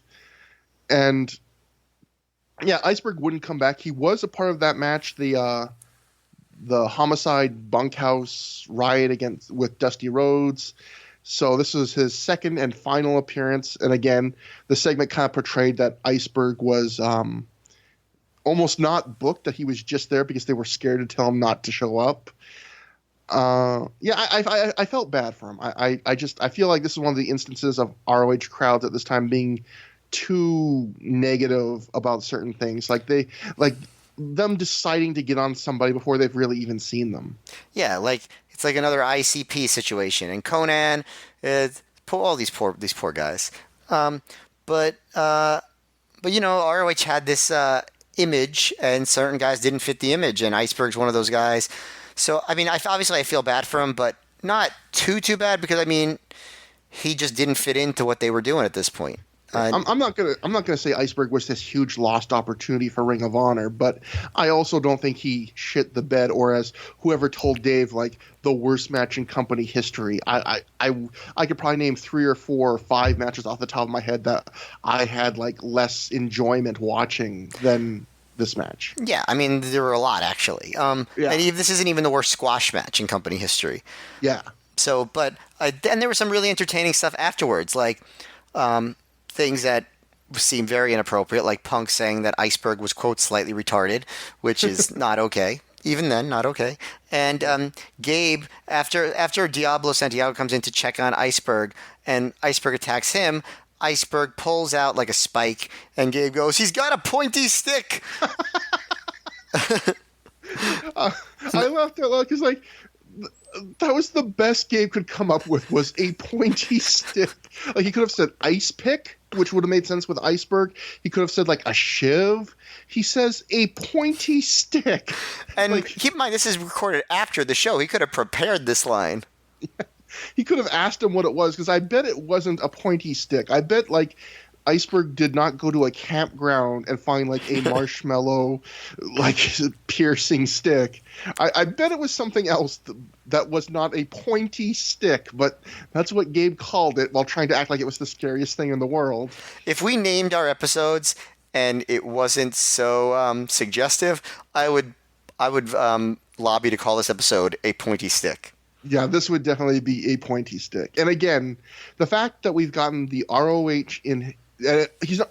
I want to make clear, he's not wrestling with the thumbtacks in his head. That was just the segment before the match. But the fact that we got that visual, the nice senton, and the pointy stick line, like, Iceberg has some pretty good contributions to Ring of Honor in this one show. I agree. And at the end, Ring Crew Express came in to make the save, so that was kind of nice. All the Ring Crew guys being like a team. I thought it was, and Iceberg just left. They ran him off. The Ring Crew Express ran off Iceberg. So what does that say about them? They came in, they like hit a couple moves on Iceberg, I think like some super kicks and stuff, and yeah, Iceberg leaves, the Ring Crew Express dragged the Outcast Killers to safety, which it's interesting that even they are getting a bit of storyline development, where before they were doing this idea that almost kind of an antagonistic relationship between the two teams because the Killers are jealous that the Ring Crew Express are starting to like get a reaction, and they're all from the Ring Crew, and so this idea that all of a sudden they're helping them now. I mean, again, little touches like that where at least it's not completely random. Yeah, I mean, it really, the guys who are regulars on the show all are people. Like they're not just randos. So I appreciate that about Gabe's booking. It's sort of like the good parts of what Vince Russo would do, and I guess Paul Heyman too. Probably more Heyman, but still. Next on the show, we see clips of Persephone beating Laurie from the pre-show showcase. This is the only other clips from any of those matches we'll see on this show, but just looked like a match. I assume this is from Gabe must have appreciated that Laurie Persephone serviceable match they had on the last show that he perved out over, because he did book an immediate rematch here for Philly. So he must have liked what he had seen to some degree. And next up, that leads us to, I think this is where we'll get to talk more about just the nature of technical wrestling, because this is Tom Carter, the former Reckless Youth, taking on Matt Striker, and Matt Striker defeats Tom Carter via pinfall in 18 minutes 28 seconds when he counters an attempt at an inverted cloverleaf into a roll-up. Dave's report, someone told Dave that this was the best match on the show. Matt, I'll let you talk about this first, but I'm not going to tip my hand. Did you agree that this was the best match on the show? I think you've tipped your hand. Yeah. I'm sorry, my hand's pretty heavy with this match. Yeah, I definitely, I'm going to assume that I liked it a lot more than you did. I was definitely not the best match on the show, not even close. But there were things I appreciated about it. And I have a feeling I could know what you don't like about it, which is a lot of aimless Matt stuff early. So here's how I saw the match. First of all, the early stuff, the crowd was really into it at the beginning. Like they were ready to rock with this match. They were surprisingly hot, like chanting for both guys. Dueling chants. This was like the first or second match ever that had these dueling chants, and it was Matt Striker against Tom Carter. Yeah. They start with the classic indie style chain wrestling, reversals, all that stuff. And I have to admit, I know it's not cool to say, but I still enjoy that stuff. Like it's just something I get a kick out of it. I think when it's smooth like that, I like it. It's on commentary, like they're talking about, like Gabe always has to bring illusions, like CM Punk, you're an honorable guy, you definitely have honor, you respect the code of honor, which as we've seen numerous times prior to this, like it's not really true. But regardless, they bring that up. So the mat wrestling continues and continues, and it goes on for too long. And at a certain point, they lose the crowd. The crowd is very hot, and they start doing chin locks and all this stuff, and the crowd gets very quiet. And they're quiet for a while. They're not really reacting to a lot of stuff. Striker does a plancha to the outside. Then Carter DDTs him on the apron, like just out of the blue, and the crowd doesn't really react to that at all. Carter's up top, and Striker runs up and suplexes him off Kurt Angle style. The crowd's not really into that at that point, and this is when Punk leaves for commentary, and Ray Murrow, aka Doug Gentry, comes in to replace him.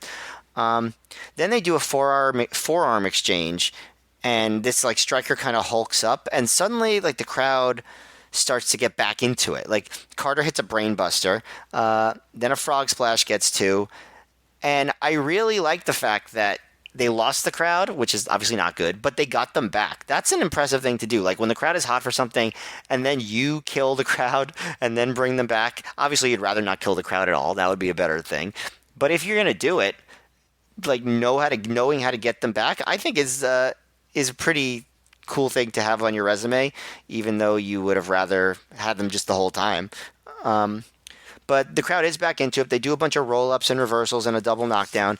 And I do think that that some of that early that early mat wrestling was sort of just like time killing and stuff. Because this third portion of the match sort of has nothing to do with it. It's just like a bunch of big moves, reversals. Stryker rolls through a crucifix and hits a Death Valley driver, and that gets a really big pop for the near fall. He goes for a top rope DDT, but Carter reverses into an inverted DDT. But there's a big delayed cover, and it gets 2, and there's a huge reaction to that 2 count. Then there's a dragon screw by Carter and into an inverted cloverleaf, and the crowd is chanting like tap tap tap, and Stryker makes the rope, and the crowd is chanting for Carter there, and Carter goes for another inverted cloverleaf again, but Stryker rolls him up and gets the 3, and Doug calls Stryker the king of the counters, which I wasn't. I hadn't noticed, but I guess they sort of are having Stryker win that way. I was just impressed again. Like, I'm not saying it's good they lost the crowd. Obviously, they weren't doing something right, but it's good that they were able to get them back. I think that's a skill in and of itself. And the stretch down near the end, it had good drama. The crowd was into it. It might have been indie-rific with some of the big moves, but I thought it turned into an entertaining match. And I guess I think I have a feeling about why you may not have liked it that much, but it didn't really bother me that much because I was entertained. But certainly not the best match of the show or even close. See, you actually pretty much said like most of my points. You did like a great job of covering it. I probably tipped my hand way too heavy because I actually think this match ended up all right. But I did really get frustrated with the first half of this match because what I'll say is kind of Trevor's law of technical wrestling is I really like technical wrestling. I'm not someone that frowns on technical wrestling. I like mat wrestling, but like I'm into a bunch of Timothy, not all Timothy Thatcher, but someone like him who is super divisive for his mat wrestling. I actually enjoy a lot of his matches, but my theory of technical wrestling is it's got to be one of two things. It's either has to tell a story or it has to be very visually like appealing. If it's like mindless, it doesn't tell a story. Like it has to either be like a Zack Sabre Jr. where it's very innovative and he's getting weird counters out everywhere, or even like a Bryan Danielson who often does have like real purpose behind his wrestling. He could just do it without purpose and I would enjoy watching it because everything is so snug and he's always got real good intensity. So again, it either has to appeal like just on an eye candy level or tell a story. And to me, the technical wrestling I saw here was neither. And I appreciate what you said about how like it's good, solid, like mechanically, it's good, solid technical wrestling. But I found like a lot of it was pretty basic. They went from one body part to the other. They didn't really like focus on any one body part. They just went back and forth. They didn't really have one guy dominate. The selling wasn't non-existent, but it wasn't like super engaging or entertaining. Like there was nothing about it that hooked me. And it was the first half of a match that went 18 and a half minutes. And then I think what got me next after that is that I wrote my notes. This was an 18 and a half minute match, but almost felt like I felt like it's a match that should have been 10 minutes shorter, yet watching it, it felt like it was missing, like someone cut out the middle of this match because not very long after they do this half of the match of very like low level technical wrestling. I don't mean low level in execution, but just not like super like, oh, he's almost submitting teases.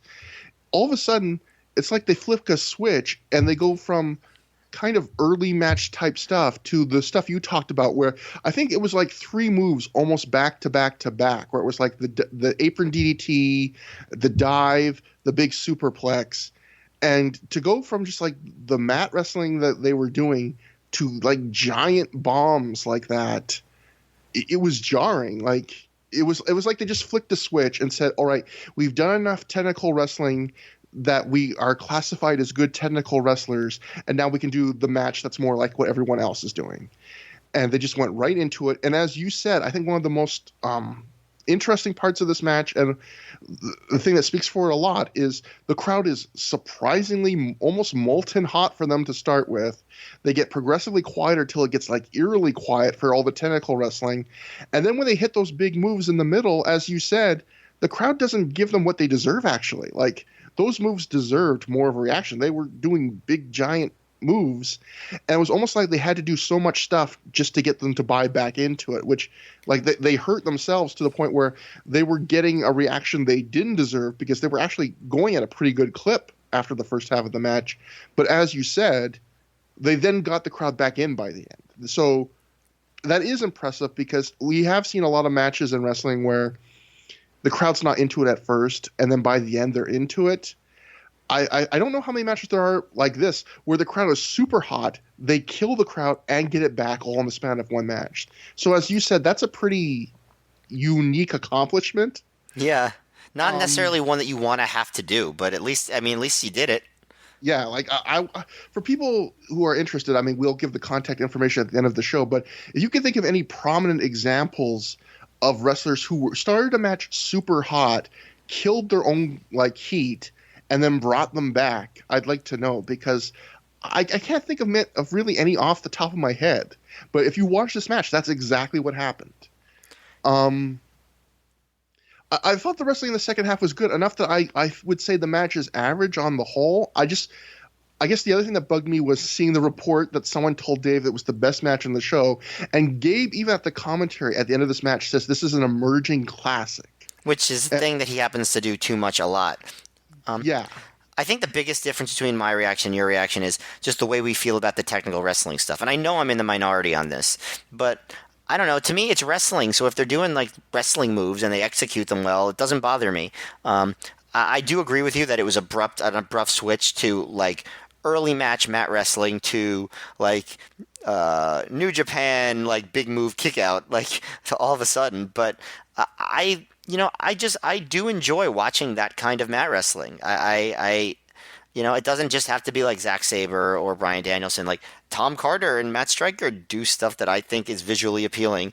It's nothing that it's going to change the world or anything, but I find it enjoyable enough. It's just my taste, I guess. And the two highlights to me, one you mentioned, which is I think that moment where they get the crowd back into it. They might have gotten them into it before this, but this was what I really noticed was that sequence where Stryker goes for the Death Valley Driver, Carter counters into a crucifix, and Stryker just rolls through and hits it. That got like a really big near fall. And again, that was when I really noticed, like, for a crowd that was dead quiet a few minutes ago, you got them to get really invested again. Like, so again, it's an interesting match no matter how like whether you're gonna like it or not. I think it's interesting to watch, just especially now that you've heard us talk about it. Like, if you have access to this match, just watch how they kill the crowd and get them back, because that's really interesting. And the other spot I actually liked was I liked the end where I don't know if this was on purpose, but Carter puts Stryker in the inverted Texas cloverleaf, and that's the move that Chad Collier submitted Matt Stryker with twice. And then when he goes for it the second time, the inverted cloverleaf, Stryker counters it. So I have no idea if that was purposeful to play off like that Collier has been dominating him with that move, but I like the idea that Stryker like learned, he learned to counter it. It's like, you're not going to get me the second time. In fact, I'm going to beat you with it. So yeah, and sorry, go ahead. No, go on. It's just interesting because you see, like, this is like, these are two guys that really haven't been given a ton of character, although Carter certainly is about to get one in the next segment we're going to talk about. But they basically get a real centerpiece match here. Like, and you can really tell what Dave was talking about how Gabe was really high on Matt Stryker and Tom Carter, in the sense, like, they give them, like you said, almost 20 minutes. It's, one of the longest matches, one of the biggest centerpiece segments of the entire card. So, there's clearly big plans for these guys that don't necessarily materialize, but at this moment, you got to think that they're there. Yeah, I think I wonder if it's also that Gabe just sees Stryker as his new tentacle guy and he thinks they need to have long matches. But yeah, if you see what he's giving Stryker, it's like the two guys I think they're who. I mean, they mentioned Moff, but I think if you look at the two guys he's really looking to be his new like undercard wrestling workhorses, it's BJ Whitmer and Matt Striker. He's really got an eye for at this point. Yeah, but Tom Carter too. Like if you watch this show, you'd be like, Tom Carter's about to get a really big push. Yeah. I mean, obviously he came in with like a rep. You know, he was like the king of the indies for years. So it's not like the same thing as like Matt Striker being an up and comer. But still, you know, you'd be surprised to know how little Tom Carter we get after this if you just watch this show. Because that brings us to, we get an in-ring promo immediately after the match from Tom Carter. What happens is he refuses to shake Matt Striker's hand, which is such a scandalous move that it brings out Gary Michael Capetta with a microphone to ask why he won't shake Striker's hand. Carter says Striker's win via a roll-up was cheap. He also calls Striker boy. And he launches into this heel promo. Carter complains about being booked in a dumb four-way for his first debut, which is kind of like a meta commentary on Gabe's booking, maybe. He says that all the, quote, marks in the back, unquote, were influenced by his work as Reckless Youth. Carter promises all the marks, smart marks, and workers that just like he reinvented junior wrestling as Reckless Youth, he's going to reinvent technical or purist style wrestling as Tom Carter. Carter challenges Striker to a tap-out match on a future show. And Striker gets on the mic at this point. He says Carter is right about his accolades, but he's wrong when it comes to his not following the code of honor. Striker agrees to a tap-out match next month on the condition that he shakes his hand right now. And this brings out Allison Danger to start kind of a show-long storyline where the Prophecy is trying to recruit people, trying to get a new member. Allison Danger comes in the ring, interrupts all of this. She tells Tom Carter to not shake Striker's hand and instead go to the back with her where Christopher Daniels is waiting. Carter takes a brief second and then just shakes Matt Striker's hand. So the Prophecy is rebuffed.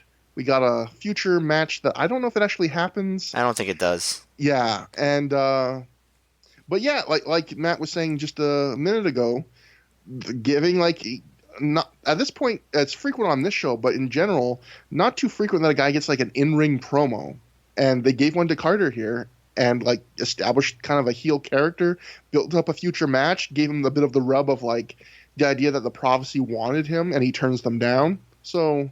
I liked it. It's another one. I like all the in-ring promos on this show. I really liked, including this one, which I would not have expected to like. Because again, these are guys that are not like legacy ROH guys.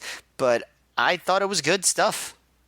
Yeah, I liked it too. I thought Carter was surprisingly pretty good. Like, it's not an amazing promo, but he looked pretty comfortable for a guy that was just known for his wrestling. Like, he was comfortable doing like just a regular heel promo and calling out people. He leaned a little bit too heavily on, the marks in the back and the smart marks terminology. Yeah, honestly, calling guys workers was probably the thing that annoyed me the most, because it's like, well, working means lying. So what do they do? What is their job? But yeah, you know, that was the era. Yeah, but I mean, his delivery was good. It was just a little bit too much of that late ECW Vince Russo type, like the marks and the workers and the boys, and just okay. The boys in the back. Yeah, but I liked it, and I think what I liked about it too was having Allison Danger interrupt. It adds an extra. It makes the world of Ring of Honor seem larger, where not everyone's just in their tight little feud box, and it kind of it puts over like the match. It puts over that Carter's turning down this opportunity because he wants this rematch so bad, and it's interesting in the sense of like Carter's a heel, but just because he's a heel doesn't mean he's just going to play nice with all the other heels. You know, he'll call down the wrestlers in the back, and he'll be cocky, and he'll call down Striker, but he's not going to join up with Daniels either. So I thought that was a nice little touch. And that brings us to the Scramble match. This is probably the most, in terms of star power, the biggest Scramble Ring of Honor had up to this point. Special K of Dixie and Izzy take on the Briscoes, take on the Carnage Crew, who take on the Second City Saints of CM Punk and Colt Cabana. Punk and Cabana win this match in 11 minutes, 14 seconds, when Punk pins Izzy after he Pepsi plunges him onto Dixie and then just pins Izzy. So about this match, this is another match that I thought was perfectly solid. I thought it was like a above average little match. I was a little bit disappointed just because there's a lot of guys in this match I really like, and I was really excited. Like, oh, it's a scramble with Punk and Cabana and the Briscoes, and I like everyone in this match, and I I guess what I forgot about was some of these guys aren't experienced at scramble matches, or maybe aren't completely suited to them. Like, I thought everyone did fine here, but when I think of scrambles, I'm thinking about like a short little match where it's just skinny guys doing crazy flips and crazy daredevil spots. And there was some of this in this match, but a little less. And I guess that's understandable when you remember that most of these guys are like actual wrestlers who aren't just slotted in the spot monkey role on wrestling cards. And they still tried to do like a typical scramble, and it was solid. Like, everything in here was a solidly worked match, and it did have a few big spots, but I guess I don't know what I was expecting. I guess I was just expecting something a little bit different or more, and it was just turned out to be a regular scramble match. Matt, how do you think this ranks in terms of like the scrambles we've been seeing recently, which I think have been at like a decent level consistently for months and months now? Yeah, I agree with that. I think like this match was not bad at all. It's not necessarily what you're looking for in this kind of match. It was a little bit more grounded and basic than what you would expect from an ROH scramble match. Like, it started off with a lockup between Cabana and Jay Briscoe, which is right there, like a weird thing. One interesting thing about the match, which ROH does not normally do, is they cut away from the match early on to Gary Michael Capetta backstage with Samoa Joe, and Samoa Joe tells Gary Michael Capetta that, oh, like, come here, you're gonna see a really cool thing. I got a scoop for you. Follow me, like, all excited and all happy. And Gary Michael Capetta follows him into a dressing room where Dan Moff is there, like lacing up or taking off his boots, and Joe just knees him in the side of the face, and just like brutally. And Gary Michael Capetta says, "Holy shit!" And Joe is like, yeah, you next time you come after me, you better watch your back, bitch, or something, something like that. Yeah. And Joe just leaves, and like with a smirk, and GMC is like, oh, we're gonna get you a hospital. Really brutal knee to the face. So it was like kind of a hot angle. It was interesting that they did it during a match. Yeah. Yeah, like, it's another example of them changing the format for this show with the more in-ring promos and like breaking at the start of the match. Yeah, I completely missed that. I thought the thing that was great about that too was, as you mentioned, Joe's got like really excited, like, oh, you want to get a scoop? Like, he's almost gleeful. Yeah, that's the word. And then Capetta like inherits that feeling, like he gets excited too. Like, Capetta's so excited, like, oh, I'm gonna get a scoop, and then like it's just so funny. It's almost like the old Mutt and Jeff cartoons or something, where he's just like following Joe, like, oh boy. And then the best night of Capetta's acting, because then moments later when Joe's kneeing Moff, you hear Capetta like just go, oh shit. Like, it's just, I'm not used to Gary Michael Capetta going, oh shit, but it was the most expressive Gary Michael Capetta ever was. I just had to get that in. Yeah, I agree with that. As far as the scramble, I'd say what it lacks in big spots, it adds some good character stuff. This show is really a big coming out party for CM Punk, and it starts here. Especially with the post-match promo. But there's stuff like, Izzy telling Punk to smoke weed, so Punk clotheslines him. There's actually some cool spots like, so Cabana has Izzy on his shoulders, and Punk goes for like a top rope drop kick, like Doomsday Device drop kick almost.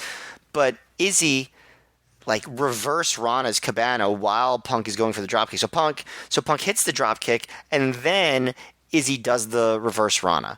And yeah, it's Izzy takes the momentum of getting hit and just falls into the reverse Rana. And the crowd really loves that. And I thought it was really cool too. Yeah. Coolest spot of the match. Yeah, for sure. Then there's a double team neck breaker by the Carnage Crew on Izzy, and the Briscoes and the Carnage Crew take each other out with big moves. And the crowd's really into the Briscoes, and there's lots of head-dropping suplexes. And the Carnage Crew go for a spike pile driver on Izzy, but Dizzy breaks it up, and Izzy hits a top rope Rana on DeVito. And by the way, this is the first time, I think, in a long time that Izzy and Dixie have teamed up, and they were like the original Special K team, kind of. Yeah. And they've kind of not been around as much lately, and I think now they're going to be back more often and be more of the focus. But Mark does this like running flip dive over the top and gets a big pop. Then they do, DeVito hits the top rope moonsault. Cabana hits the Colt 45 on Dixie, and then Punk Pepsi plunges Izzy onto Dixie, and then that's how the Second City Saints win. So good, it's pretty good character work, and I think that's really will get elevated when we get to this post-match promo, which is a fairly major promo in CM Punk's ROH career. Yeah, before we get into that, I guess the other couple things, I just quickly looking at my notes. First off, those dives you just mentioned that Mark Briscoe and DeVito did, like the guardrails looked very close, like too close to the ring, and I think they both either hit the guardrail or came very close to hitting the guardrail. It was a little bit scary. And Punk and Izzy did a lot of, like, a bunch of spots together, like the clothesline smoke weed offer spot, the Doomsday Device spot. But there was a couple they botched pretty bad. There was one where Punk does the flipping the guy into the backbreaker. I forget the name of that move. There's a more official name, but like he just completely misses the backbreaker part. So Izzy just lands on his back. And then later there's a moment where Izzy and Dixie have their backs to Punk and Cabana, who are up on the top rope, and Punk and Cabana both hit big, like, top rope moves, except, no, it's the opposite. It's Izzy and Dixie on the top, and Punk and Cabana have their backs to Izzy and Dixie, and Izzy and Dixie are going to come off. They're going to hit Punk and Cabana with big top rope moves. Izzy actually appears to slip and fall way short of Punk, but because Punk's back is to Izzy, he just bumps anyway. Oh, I missed that. Yeah, if you go back and watch it, like he goes nowhere close to Punk, but Punk still bumps because he just, he probably sees out the corner of his eyes that Colt's bumping, and he goes like, oh shit, I must have gotten hit with something, right? And he bumps. So when I was looking at my notes, I was like, that Doomsday Device spot where the clothesline goes into the reverse round, I felt like that was that redeemed some of the iffy stuff Izzy and Punk had, but overall, solid scramble match, like above average as a wrestling match, and which is kind of where these scrambles for me in the last few months have been hitting, which is like they're not amazing, but they're like consistently enjoyable. And even if I was hoping for a bit more and wished maybe the Briscoes had something more meaningful on the show, still enjoyable. Yeah, good junk food. Yeah, that's a perfect way to say it. And after the match, Punk gets on the mic, and we get this promo Matt alluded to, where Punk, first off, he shakes Special K's hands as they still lie, like, defeated and out of it on the mat. And he tells them that straight edge means he's better than them, which is one of his big catchphrases of the time. Punk goes on to say he thinks he used to be alone, but he sees some people in the crowd in Philly that are like him. He asks those in the crowd that are like him to throw up the X. He praises the ones that do. I felt it was a little weird that Punk, this was almost, parts of this promo were kind of like Punk trying to be a face to like a minority of the crowd, which, considering how hard he's going heel at other points, I felt was a little weird.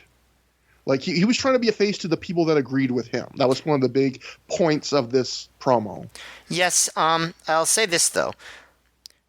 He gets the crowd to really turn on him. You can criticize that, but you can't say that he wasn't effectively turning himself heel to these crowd, because they hate him. And I was actually shocked by how much they took to him as a heel, because I would think, he's such a talented guy, and this is like a, smarky crowd, that they would really immediately get behind him as a babyface. But no, they bought in. Like this crowd was booing him hardcore. When the scramble match started, before Punk had a promo tonight, like the first appearance of Punk to the live crowd, they hate him. Like, surprisingly, I wrote down like loud heel reaction for Punk at the start of the scramble, which you would think, he would have the benefit of, he's starting to get hot on the indies in general at this point, that maybe he'd just get the, oh, you're a name reaction. But no, like to attest to what you were saying, they hate his guts. And, which is, testament to him. Yeah, and so going back to the promo, Punk then calls down drug users, and when he mentions weed, that gets a big pop for the crowd, so Punk plays on that. He asks the crowd, who here does weed? Apparently, Gabe was right when he's talking about how Ring of Honor fans always like to smoke a bowl and watch the tapes, because that got a big pop when Punk asked who in this Philly crowd smoked weed. Punk talks about the people who didn't pop for weed being his soldiers. Punk gets into it with Hat Guy, the famous ECW fan that showed up at early Ring of Honor shows. He tells Hat Guy that maybe he's a factory worker or a housewife. Ooh, sick burn. More misogyny from Punk. Yep. Punk plugs his next match coming up with Raven, and he says his revolution will destroy Raven's. Punk says he's going to tell us why he hates Raven, and he starts to mention his dad, so teasing a big revelation that'll come on a future show. But Colt then grabs the mic and interrupts him, and he says he knows what to call Punk's revolution, the Cabana Boats. Lucy likes it, and Punk obviously does not like that suggestion. Colt asks Lucy to be his girlfriend out of nowhere, which seems pretty abrupt, and she says no.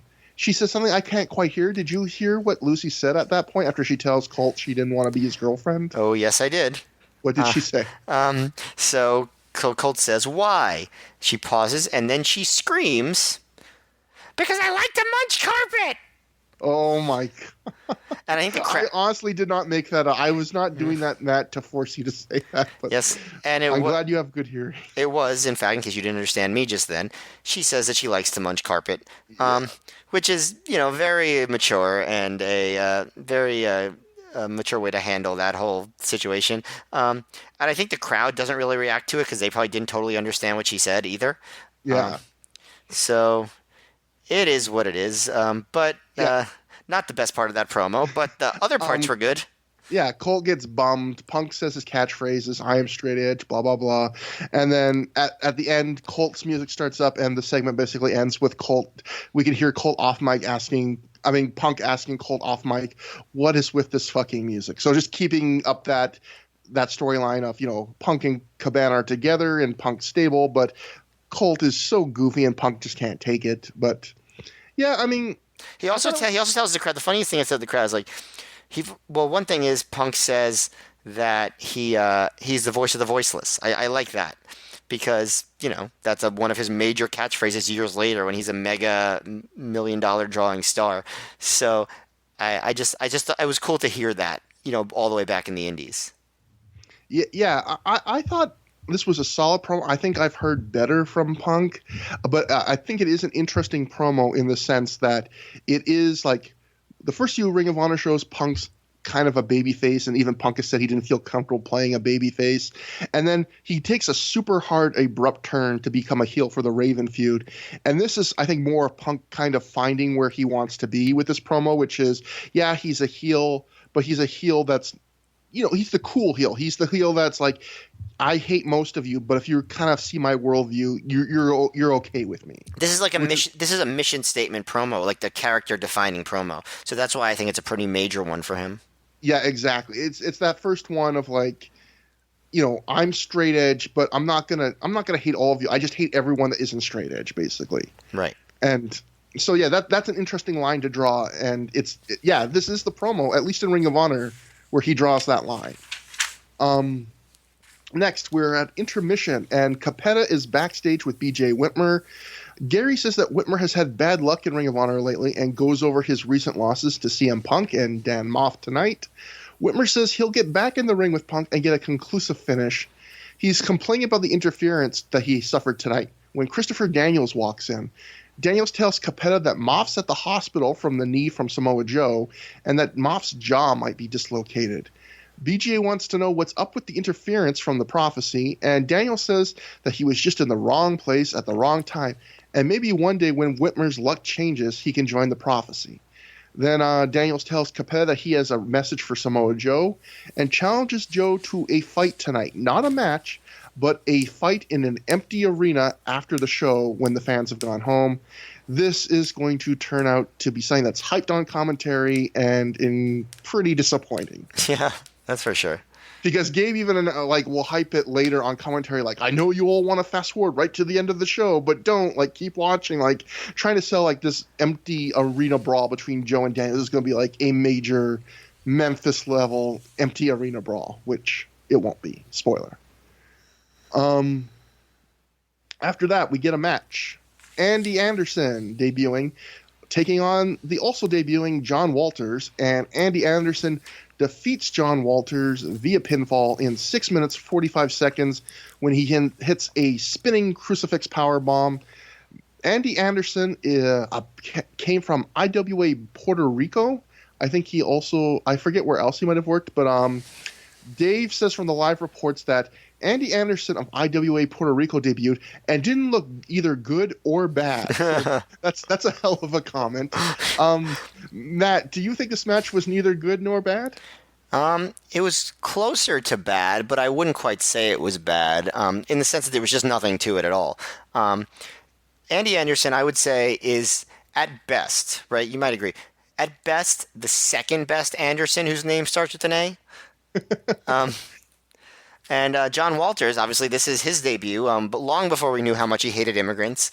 And he becomes a staple in ROH, like a major push, well, not a major, but a relatively push guy in the company for a couple of years. So that's also interesting. But there's nothing to this match at all. Like it's a very shortened version of that, fast-paced mat wrestling. Then then just like goes into some big moves like Walters. He does like a springboard power bomb almost. Like I don't even know how to explain. I guess it's like off the ropes. He misses a splash. Anderson hits like this long delayed splash mountain power bomb, which is kind of cool.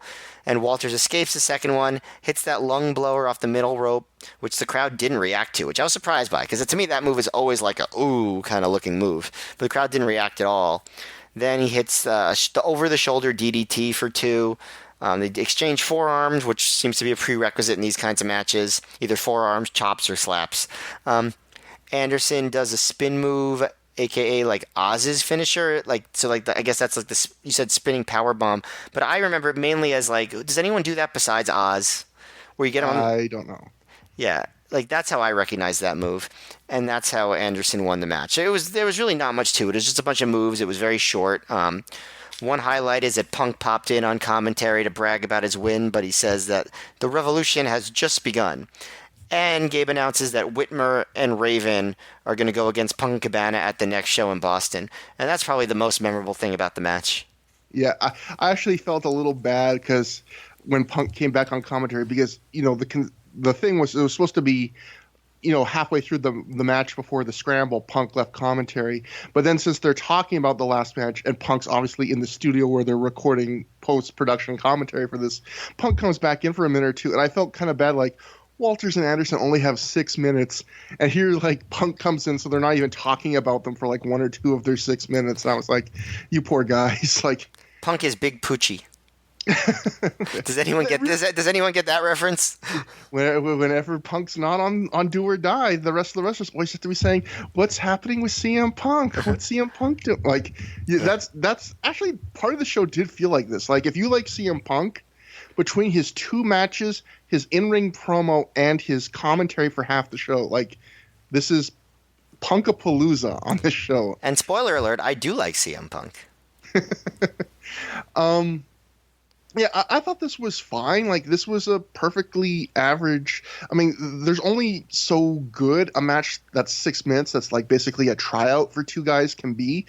Almost all these matches become the same thing, because I feel like whenever wrestlers get this short on time and it's their first match in a company, especially on the indies, where you have like this expectation of really exciting and innovative, you get what this is, which is just guys going out hard and trying to hit like big spots over and over again. There's not much to it, but they're trying.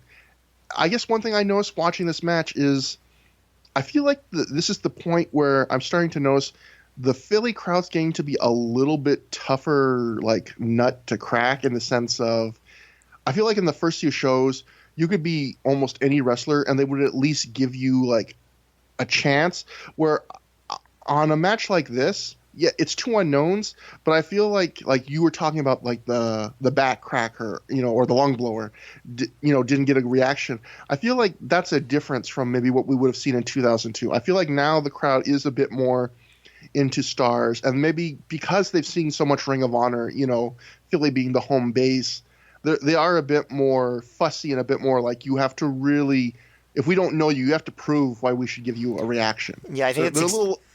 Oh, sorry. I think that's Go on. exactly it. Guys became stars, and they're like, okay, these are our guys. And if you want to break into this crew, like you gotta impress us. Now we're the gatekeepers. Whereas before they were just like, we're gonna do this new thing where we love and appreciate wrestling, including when it's like just gay bashing. And now it's like, okay, well, we have our guys, and you're not them, so show us what you got. Yeah, it's almost like if you ever try a foreign food for the first time you're like, it's all new to you, so you're trying like 8 different things and you're open to everything. And then the second or third time you're like, well, these are the 2 dishes I really like. And you're hesitant to try things new now because you're like, well, I know these are good. Like, I feel like That's a good analogy. yeah, like Ring of Honor, it was such an open thing at first. You were just forced to be open-minded and like interested in trying everything, and now the company actually has enough of a history now where the fans have ownership, like you said, and they're gonna be fussy and hard on certain guys if they don't know them. So, not that this match deserved a ton of accolades, but maybe a little hard on these guys. Maybe a single accolade. Yeah, a single camel clutch. And it is a little sad that, well, not sad, but interesting that Andy Anderson is the one that wins the match, and he's the one that doesn't really do anything in Ring of Honor. It's going to be John Walters, as you mentioned, who gets the push and actually gets to hold a Ring of Honor title. Not the title, but a title in the future. So, and becomes a national media celebrity for a very brief period of time. Our next match is a 4-way. Christopher Daniels taking on CM Punk, taking on the debuting Frankie Kazarian, taking on the debuting Jimmy Rave. Although I will note, Jimmy Rave had a match that was taped for ROH TV in 2002 against AJ Styles. It was like one of those matches they would tape before the show that would just be exclusive to the TV show. But this is his main show. Like, if you were just like us, just watching the VHS tapes or DVDs, this would be the first like full Jimmy Rave match ever on a proper Ring of Honor card. And Christopher Daniels wins when in 20 minutes, 14 seconds, when he pins Frankie Kazarian after he hits the last rights on him. Matt, this is Punk's second match of the night and a big 4-way. So what did you think about this? I thought this match had a lot of elements that were good. I thought the downside was that it wasn't always the most exciting match. But one thing we do get is they actually do say that Lucy is Lucifer. So that name does actually get to appear on an ROH show, which I did not remember. So good on Justin Shapiro for pointing that out. Kazarian comes out too, You're the Best Around, which is, do you remember what other ROH act used that as their theme music? Oh, no, God, I should know. What is it? It was Drake and Tobin, the Boogie Nights. Oh, yeah, the Boogie Nights. That would be like a great extra hard, like, ROH Trivial Pursuit question. Like, to name 2 acts that came out to You're the Best Around in early Ring of Honor. I think you could even give them the Frankie Kazarian one and just be like, name the other act in Ring of Honor history that came out with that. Because even if you give them Kazarian, I think it's still super tough. Yeah. And so the way they sell it is because Punk and Daniels are both in the top 5, that Gabe says that Rave or Kazarian could crack the top 5 rankings on their first match just by winning. But so they're kind of go slow at first. Punk, Rave, and Kazarian. But when Daniels is in, he's just like wailing away aggressively, and Kaz is back, and that kind of picks up the pace. And they do a lot of these quick tags early. There's a double crossbody block by Rave and Kaz, and they both tag out, and that leads to Punk versus Daniels. And whenever that happens, the crowd is really into it, and they're on Daniels' side completely. Like, Punk is the heel. And they do a CM sucks dick chant, which, it is what it is. Yeah. So there's just a lot of that counter wrestling to a stalemate by both guys.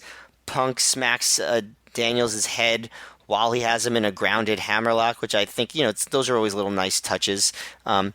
Daniels pretends to be out of it, but then he drop toe holds Punk into the corner.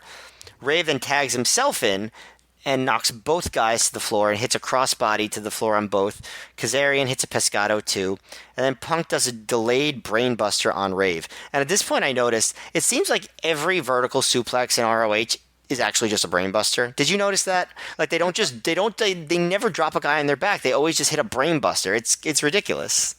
I didn't notice it till you said that, but you probably are right, especially because wasn't it like the Mama Luke match tonight where there's like the three brain the Three Amigos brainbusters. Yeah, exactly. So yeah, this was pretty crazy on that. Yeah, and brainbusters, like that's a big head dropping move. You'd think that would be a bigger spot, but anyway, they're still doing the quick tags. And the early phase of the match lasts for a while without too much of a storyline. Like they're just kind of coming in and out.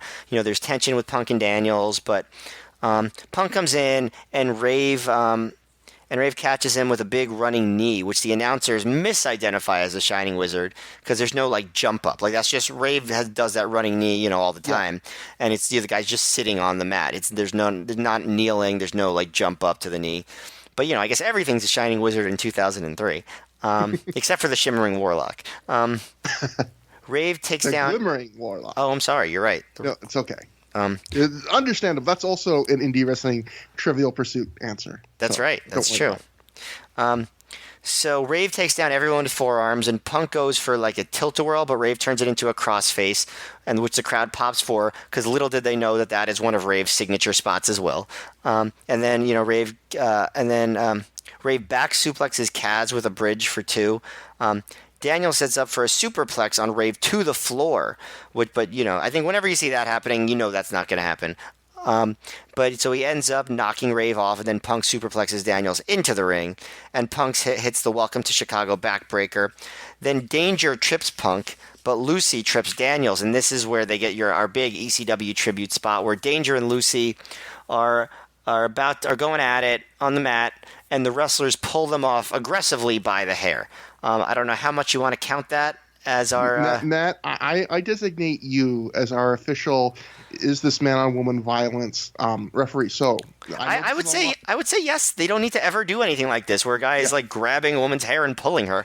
I think it counts. I mean, again, as I mentioned another time, if you saw this happening in real life, would you consider it violence? Yeah, and it is not just, it's the demeaning kind of thing of like, they're Punk and Daniels seconds that come to the ring because that's the main role women have in Ring of Honor at this point.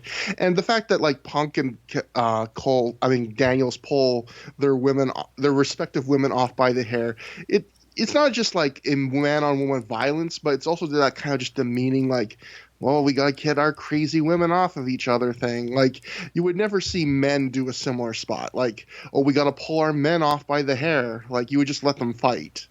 Yeah, right, exactly. So I count it. Okay, so the streak continues then. Yes, the streak continues.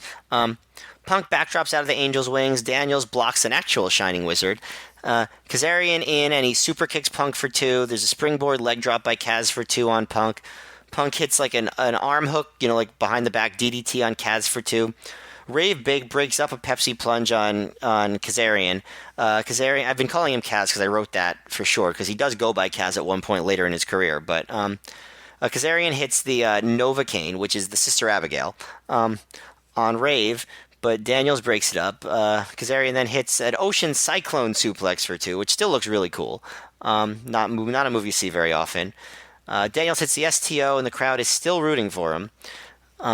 So there's a series of reversals, and Daniels hits the last rites on Kazarian for the win, and Punk can't break it up in time. I thought that there was a lack of crowd heat here, but Daniels did look very good. I thought, and obviously Rave impressed because he becomes a regular here, but I didn't think the match was really that good. I think it actually almost sounds more entertaining in descriptions than it was watching it, because I thought a lot of the moves did not get the heat I would have expected.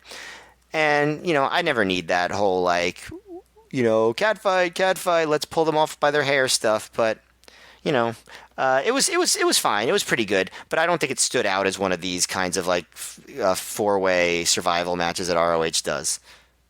I probably actually enjoyed this a little bit more than you. I thought it was just a little bit above average. I thought it was a match with no real lows, but no real big highs either. I think it was just like a morphine drip of like consistently competent.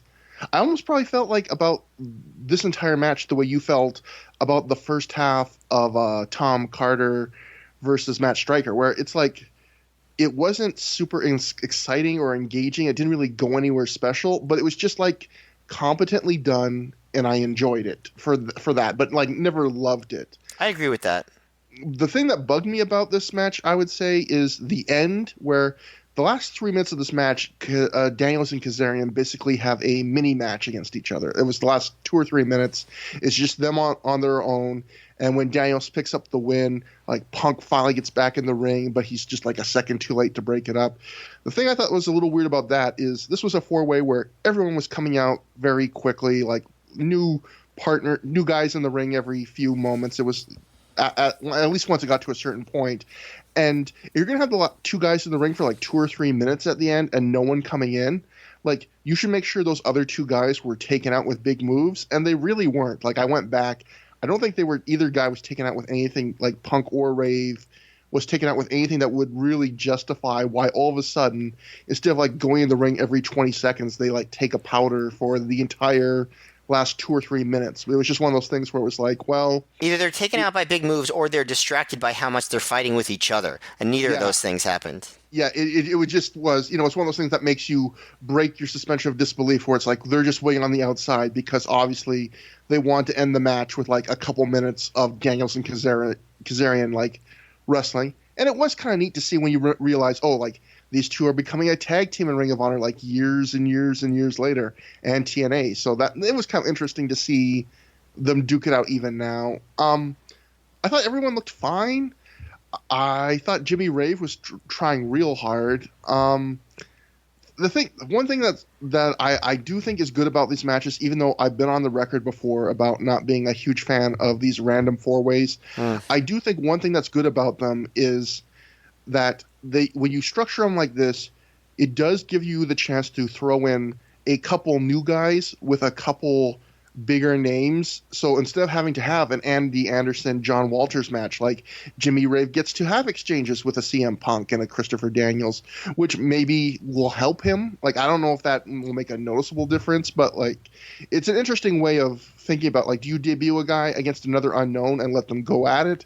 Or do you debut them in a match like this where maybe they can get overshadowed, but they also get to go toe-to-toe with some bigger names? Yeah, you can't necessarily say it makes a difference, but if you look at all those guys who debuted, which one of them had the best ROH run, it was Jimmy Rave.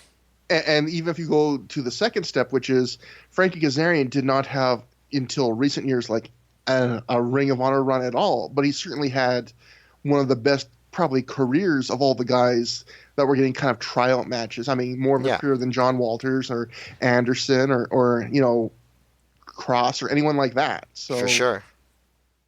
I did the highlight of the whole match to me, and there wasn't really any like huge highlight, but I did think the first Punk and Daniels got in the ring, it felt like it's supposed to feel in wrestling when 2 big stars in a company face off for the first time in that company. Like, the crowd definitely got a bit of a buzz to it, and they were just doing their poses to each other, and it kind of felt like a big deal. I feel like later in the match when they got back in the ring, they were just doing it as like random exchanges, and it kind of lost that feeling. But their first encounter in this match, I feel like they kind of teased it out a little bit, and it felt like, oh yeah, like these 2 haven't faced each other in Ring of Honor yet. That could be cool. And yeah, just a average match. One thing Doug does on commentary, I thought Doug's been consistently like average commentator, like not offensive at all, but not really notable. But I found the last couple shows he's been screwing up a few things. On this one, during this match, he says, this match is do or die for Christopher Daniels because he's on a losing streak. And Gabe actually has to correct him and remind him that he just won Round Robin Challenge 2, where he beat Red and London in the same night. So those are the kind of things, the little story details that Doug seems to be missing a little bit occasionally. But it makes sense that Gabe would know them better than anybody because he's booking all of this. But he had to be reminded that, like, well, actually, Daniels just won 2 matches. But no, this is a part of that storyline. This is Daniels, after losing a bunch in a row, he's on the comeback trail, and they're setting up for his match against Samoa Joe. So another win here. And then after the match, we get another in-ring promo. This is the night of in-ring promos. After the match, Daniels gets on the mic in the ring, and he says, ever since Steve Corino formed his group, Daniels has been searching for new members to join the Prophecy, and tonight he sees 3 prime candidates. Daniel praises each guy in the ring from the prior 4-way match. He praises Kazarian for doing good in the match and at the most recent Super 8. He praises Jimmy Ray for surviving an ass-kicking tonight, kind of a backhand compliment. And Daniels then says that he and Punk have a lot in common. They're both from Chicago. They both kick ass. But as Daniels is listing these things they have in common, a fan in the crowd heckles Daniels, which leads him to stop his promo and tell the fan that he wants shit from him. He'll scrape his tongue. And that's why he has the microphone, and that fan's in the third row. Have you heard that? Have you heard that one before? Because I'm guessing he didn't make that up on the spot. No, I was about to say, I think Daniels has used that one before, yeah. Maybe even in Ring of Honor. I think that might be like his go-to heckler response line that he has in his back pocket. It's not a bad one, if I'm going to be honest. Yeah, it's not bad. Yeah. Daniels asks Punk what he would do. No, he asks Punk what he would do if he offered him a spot in the Prophecy. Punk says he thinks Daniels is afraid of Punk, of wrestling Punk, and of the Second City Saints. But he goes on to say that he will join the Prophecy if Daniels will just shake his hand. The crowd chants, "Just say no," which I thought was cute because that's, the anti-drug catchphrase. Daniels teases that he's going to shake hands, but backs out at the last second. And Punk says because of this, somewhere down the line, Daniels will be a dead man. Punk says in 6 months, Daniels will be begging him for a spot in the Second City Saints. Daniels says one day they'll wrestle and he'll drop Punk like a bag of dirt, and that's the gospel. So this is like setting up something that Gabe had planned for next year, which is the Second City Saints Prophecy feud. And I thought there was a pretty good interaction between Punk and Daniels. I think every in-ring promo on this show has been a hit. Not every match has been great, but I think all the in-ring promos have hit the mark, including this one. I think this sets up good stuff. I think the performances are good. Daniels is good on the mic. Punk is great on the mic. It's a good arc for Punk on the show, and the crowd reacts well to it, and it sets up stuff that's intriguing. So I don't know. I think that this, from a booking standpoint, all these undercard angles have been a big success. And it goes back to what I was saying earlier about this being the period where Gabe's really setting up guys with multiple feuds, which can sometimes be good, sometimes be bad. If you look at Daniels, the Prophecy still has the they'll be wrapping up the feud with Corino's group next show, but they're starting this Punk feud already, or at least not starting it, but planting the seeds for it. And likewise, Punk still has a long way to go with the Raven feud. But again, this show, there's almost less talk of the Raven feud and more focus on, to me, the impression you leave with from the show is more Punk and Daniels are going to have an issue down the line somewhere. Right, and Raven is going to be back on the next show, and then Punk's going to really be dealing with Raven almost exclusively for a few shows after this. But yeah, it's good that they plan all these seeds for the really long term.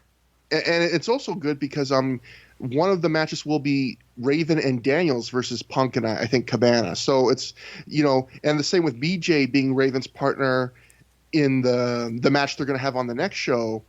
It's like Gabe is starting these other feuds for Punk, but they all get folded into the Raven feud, which is like an interesting way of doing things. But the next match, the semi-main event, is the Backseat Boys, Johnny Cashmere and Trent Acid, defeating Special K of Jody Fleisch and Slim J in 15 minutes, 45 seconds when they pin, I forget which one did the pinning, but when they pin Slim J, the Backseat Boys, after they hit him with a T-gimmick off the top rope. This was entertaining. This was a complete mess in some respects. This was, wild. It had big spots. It had botches. What it actually did was some of the early scrambles, maybe not the first ones, but some of the early scrambles kind of had this thing for me where there was a couple of them where I remember saying, like, I don't know if half of these moves are botches or them attempting to do really innovative stuff that I've never seen before. I felt like there were some moves in this match where I honestly did not know if they were botches or them doing exactly what they wanted to do. It kind of brought back that feeling. Now, there was outright botches in this match, but there were some things that hit that level where I was like, well, I don't know, that might not be a botch. There was stuff like a 720 DDT from Jody Fleisch that did not really land looking flush or good, but Gabe just sells it as something that hit. Slim J and Jody do a double suplex on one of the Backstreet Boys, and for some reason, Slim J is facing in the opposite wrong direction, which makes the move look really awkward.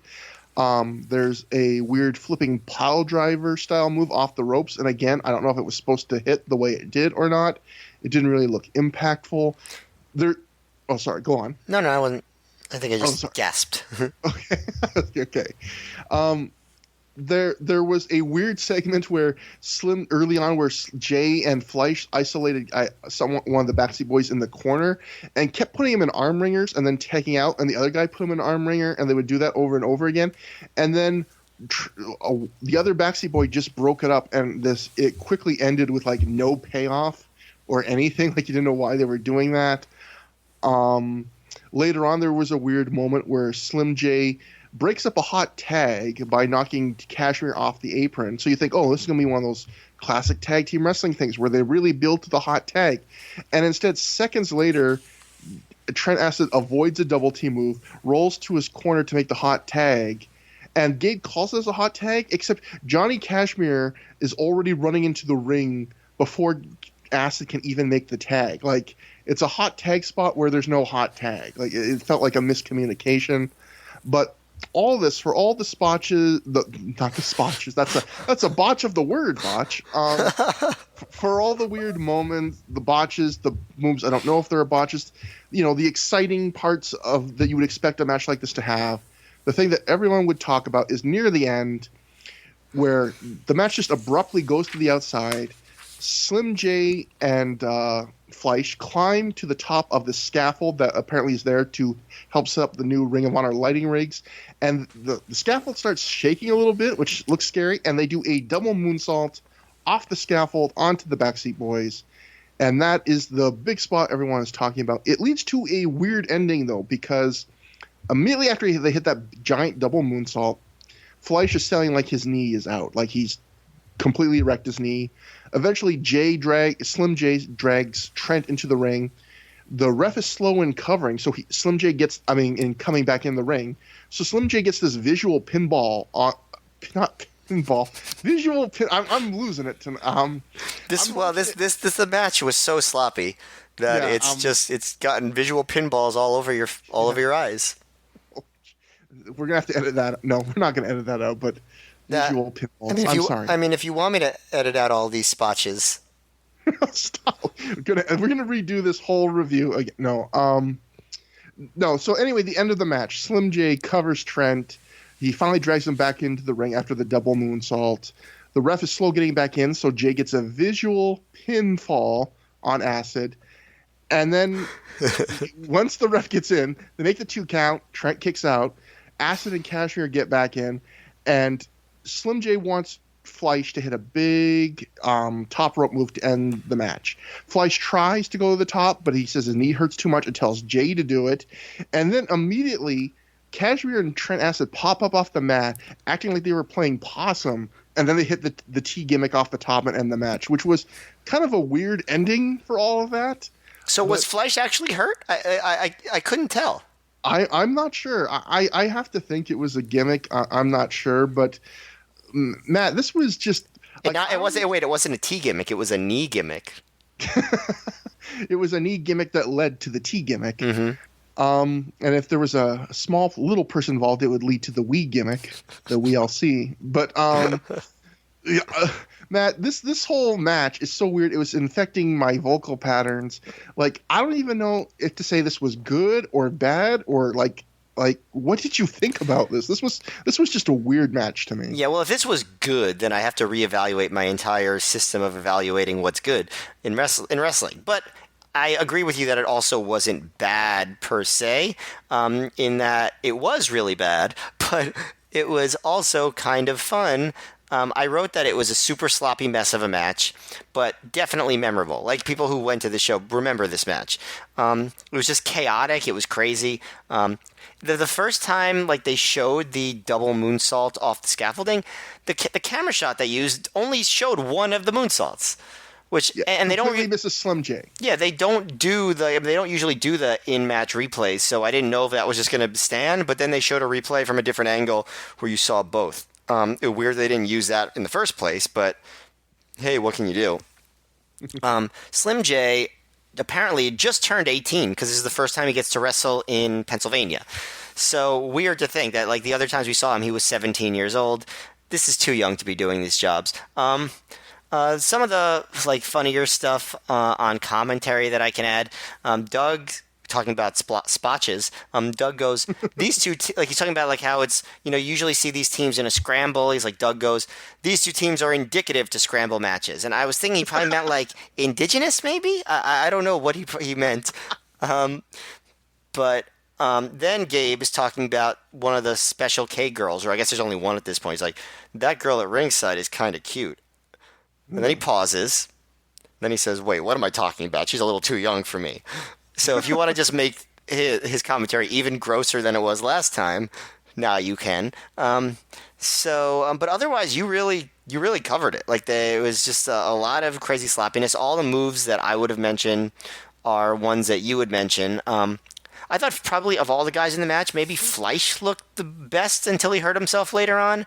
Slim J was way like just I don't know if I want to say out of his depth, but he was definitely the sloppiest in the match. He was just messing up a lot of stuff, which makes sense. He was 18, but still doesn't change the way the match came off. The top rope T gimmick was impressive. It looked really like I would not want to have been Slim J there. But yeah, it was just a ridiculous match. Like just ridiculous. Not a bad match to watch, but ridiculous. Even like the ending was so weird, but I guess they had to justify like the Backseat Boys are going to get hit with a giant double moonsault off a scaffold, and they're going to win the match like 3 minutes later. Like the top rope T gimmick was the only move I think big enough to like follow that, but it was just weird the way they like had them completely sell like they were dead, and Fleisch selling like maybe that was real. I don't know, that his knee was out, and then they just pop up and hit it and win. It was a weird ending. I continue to be fascinated by the reaction the Backseat Boys get in Philly from the Ring of Honor crowds. They like get a very strong 50-50 like backseats, and then the other half of the crowd will chant like sucks. Oh yeah, that's another thing that I want to add. Like Gabe was like saying earlier, like we don't know what's going on with the Backseat Boys. Like are they good guys? Are they bad guys? What's it all about? And he was using this as a selling point. And I was like, no, that's just bad booking. Yeah, I actually quoted like the Gabe's word for word was, "What's the deal? Are they good guys? Bad guys? I don't know." Like that was basically, and it didn't seem like that was Gabe doing that on purpose. It just felt like Gabe was trying to rationalize why the Backseat Boys keep getting this reaction. He's just like basically Gabe shrugging on commentary, like, well, it's also what are you gonna do? Also, Backseat Boys are not the only people in the promotion that are in that boat. I would say Samoa Joe is definitely in that category, right? Like he gets a face reaction in his matches, I think, but he is definitely not booked clearly as a face at all times. And we just went over Punk is trying to do that, walk that line of he's the heel to most, but maybe the face to some. So right. It's not like, we can't have this. But I think maybe it's just the nature of their gimmick where, they played like the pretty boy strippers basically. And I think some of the more hardened Philly fans just do not like that gimmick.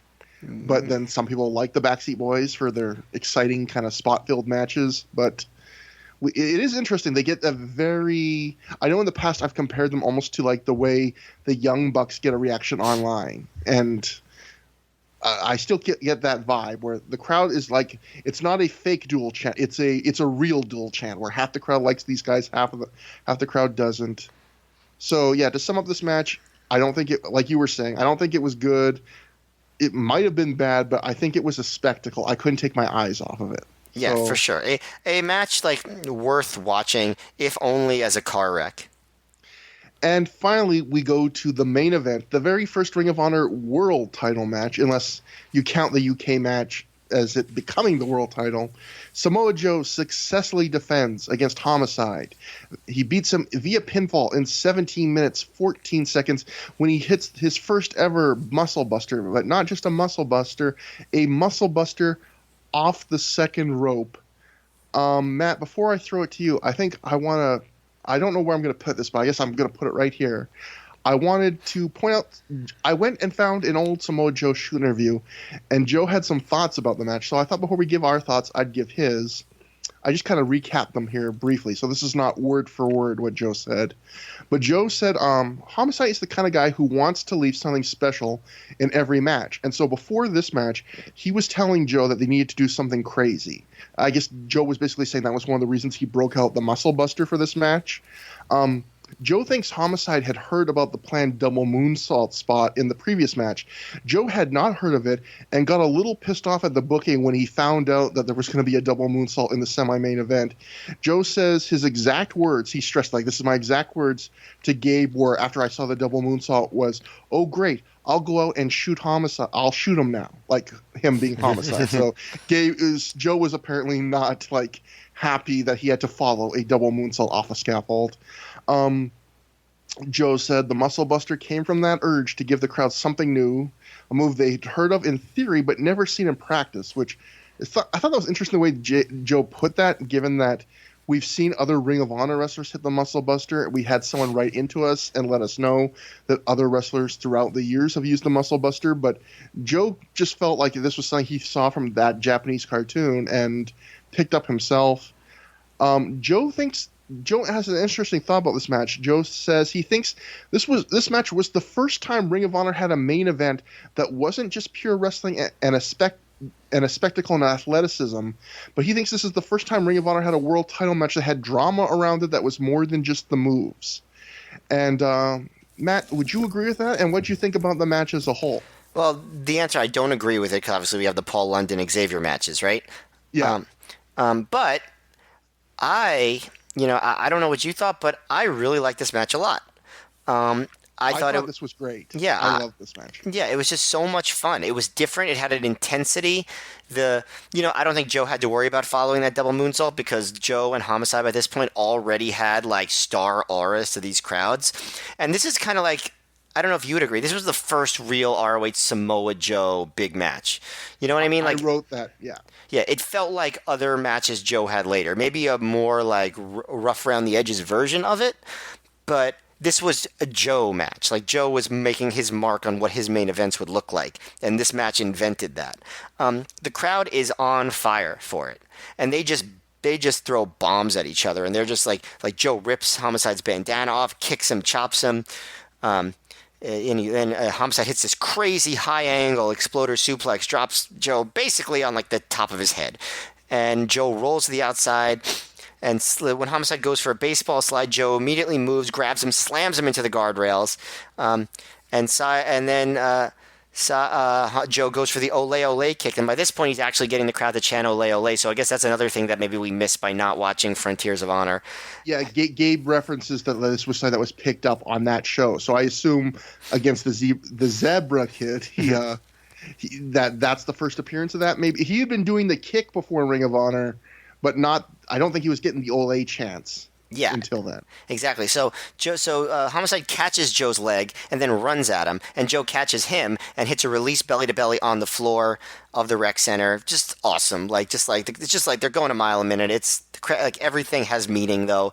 It's really cool. Early on, also they mention that Joe is susceptible to quick moves because he lost in like roll-ups to Bryan Danielson, and I actually like it because they play that up for like a long time in Joe's title reign. That like the way you can get Joe is by doing a quick surprise like roll-up or pin combination. So this is like the first time they actually mention that, and it's a theme that stays with Joe for a while. So I wanted to make note of that. Joe now hits the ole ole kick for real into the new guardrail. Does it again. Dents the guardrail, and Gabe goes, "I think that's going to catch on," and I think he was right. I love that moment. I love those moments. Like, this is one of the best parts of going back and watching old stuff. Is like when someone predicts something and it becomes like you just like nod watching it, like you don't know how right you are, Gabe. Like, just there's a fun little moment like that. And Homicide's like the back of his head is cut up, or the side of his head is cut up from the middle rail. Bad news. Hopefully they fix those pretty soon. I know they do eventually. So now German suplex rolled into a dragon suplex by Joe. Homicide avoids the arm track suplex, but Joe eventually hits it anyway. They have a slap exchange, even while Homicide sells being dazed. He's falling over, but then he slaps back. It's good stuff. Homicide does his jumping, swinging DDT on Joe. Joe rolls to the floor, and Homicide, I'd say one knock. Maybe Homicide recovered a little too quickly from all the abuse here because he's just back fully on offense. But, in this kind of paced match, I don't mind it too much. Smokes pulls out a table from under the ring, and Homicide mostly overshoots a tope con hilo on Joe, and both guys fall through the table.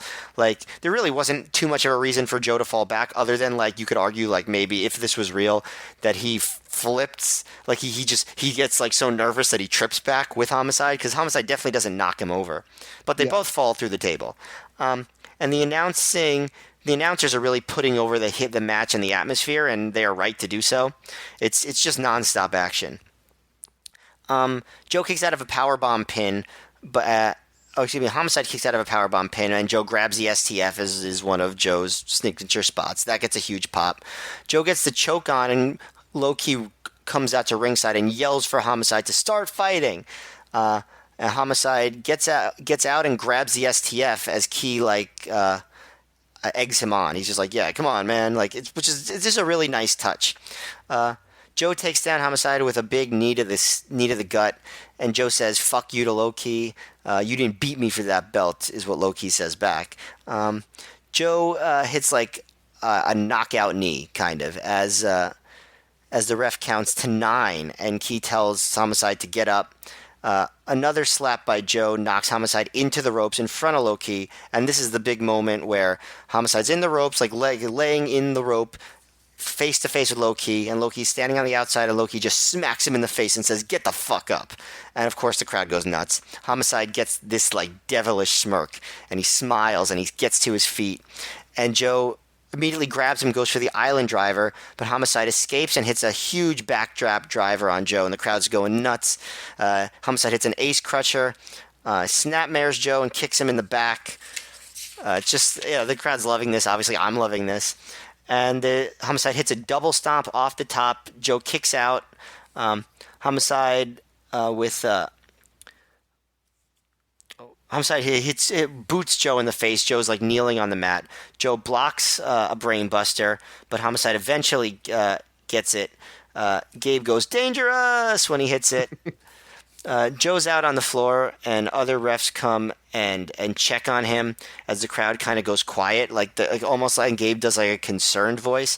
And even I'm watching it, and I'm was this a real injury? Because it was kind of weird. Homicide pulls Joe up because eventually all the refs kind of crowd around Joe, but they let Homicide pull Joe up, and Joe is basically playing dead. The announcers say that the ref is putting Joe's life and career in jeopardy. Homicide kicks him in the head, and the crowd is sort of out of it. So, this is my one knock on the match, is that I don't know if this was the right move to, have this weird injury spot this late in the match. Joe gets up despite the kicks, and his left eye is basically swelling shut. So, obviously, something real happened to him. Homicide put Joe on the top rope, and then Key and Smoke start arguing on the floor. And this distracts Homicide enough that Joe grabs him, and he hits the top rope muscle buster, or the middle rope muscle buster, and gets the pin. I love the match. I love the story. I thought it was great. I did think the finish was a little bit awkward. But other than that, I thought the match was just gangbusters. It was just so much fun. I love this match too. I thought it was a great match. We'll save for our honor awards, our honors at the end of the 2003, but I don't know where it ranks, but I did think it's definitely, if I was thinking of just the matches off the top of my head for 2003 Ring of Honor so far, obviously the first that comes to mind is Danielson versus London. And then I think of the two matches London had at the second anniversary show. And I think I'm going to think of this match too, at least until we see some other matches. This is in that conversation for greatest matches of 2003 and so far in Ring of Honor. I think you were absolutely right. I think you nailed it when you said this was the first Joe match that felt like what we would come to think of Joe matches as. What I wrote is people would always use the phrase, and it got to be so overused during the mid 2000s, but like, oh, this match had a big fight feel. But Joe matches really did. Like the title matches had a big fight feel. They felt like events. And I think this is the first one. Like the Williams match didn't feel like this when he inserted himself into that 4-way at Epic Encounter. It didn't feel like this. This is the first time like a Joe title match feels like this is an event. This is going all out. I think Homicide and Joe, when they wrestle with each other, in some ways it is like a back and forth indie match, but there's such weight to everything they do. Like they really sell the gravity of everything. I think they're selling and how hard they're hitting each other and like the little moments they take between moves. Like it feels like a titanic struggle when these two wrestle. And this just felt like an event. They're wrestling each other like super hard too. Like you said, Joe gets a swollen eye by the end of the match. Homicide cuts himself presumably on the sharp guardrail sign. They're just hitting each other hard. When Homicide gives that brainbuster to Joe that Gabe goes dangerous on, that has to be one of the lowest brainbusters I've ever seen. Like he barely gets him up, which makes it even scarier looking. And my favorite part of the match is that part you talked about where Low Ki comes down middle of the match and he slaps Homicide in the face, and Homicide hulks up. And it's basically like a WWE Hulk up spot, or like out of a Rocky movie where Homicide's at his low point and he gets slapped and encouraged and he like hits a major move, and it's the crowd just comes unglued. Like that has to be one of the 3 to 5 like loudest crowd reactions we've heard in Ring of Honor so far. I love Homicide's smile there. Like that's the WWE guy wouldn't do that. Like he'd get that like a determined look on his face, and Homicide's just like, all right, motherfucker. Like I'm like, now I'm awake. And that's one of those things that works better in indies than WWE, because that's the kind of thing where that moment of Low Ki like pumping up Homicide with like telling him to get up and slapping his face, and Homicide's smile. Everyone in that crowd of 500 loses their mind because they all get it. You couldn't do that in a crowd of 12,000. Right. Like that's the thing you could only do in an intimate setting like this, where it plays just for that crowd that's right on top of you. And I think at that moment they get so loud when Homicide hits like the backdrop driver and he's setting up for another move. I think at that moment they think they're going to see a title change. I think they think Homicide's going to win this. Right. Well, there's no reason to think that they were going to protect Joe for that long, because since like there's no precedent for it. So I think this is like one of the real believable like possible title changes. Yeah, and it just a great match. I mean, the Muscle Buster also gets a big reaction. I do have 2 criticisms of this match. First one's a minor one. It's what you said earlier when Homicide did the Tope con Hilo, and I think Homicide does the best Tope con Hilo in wrestling, but it's like he set up that spot and there was no way it wasn't going to look stupid. Because as you said, he sets up the table, Joe is like right against the apron, and even if Joe wasn't right against the apron, Homicide always comes out of that Tope con Hilo like so fast and so far. That's one of the things that makes it great, but he was always going to overshoot Joe. And so instead, it basically looks like, and I've seen Homicide have Tope con Hilos like this before, where it basically looks like he's throwing himself into a table, and the other guy is basically like putting their hand above their head, trying to touch Homicide as much as they can. But Homicide's coming with so much force and speed and distance, there's no way they can really catch him. And I think he does that sometimes, and it looks kind of dumb. So that's my one minor criticism. My other criticism that is a bit more major is I felt like Low Ki coming out added and took away from the match, because I think it added with that moment we talked about, that mid-match moment. I love the visual at one point where you see a camera shot and Low Ki is on one side of the ring, and on the direct opposite side of the ring, Julius Smokes is there, and they're both cheering on Homicide, and in between them is Homicide in the ring. And I thought that was like a great visual representation of their feud up to this point, of just like, here's these two friends that are completely different, and they're both cheering on Homicide, but they're like, Homicide's in the middle of them. They both hate each other, but the one thing they have in common is this guy in the middle. That's their friend.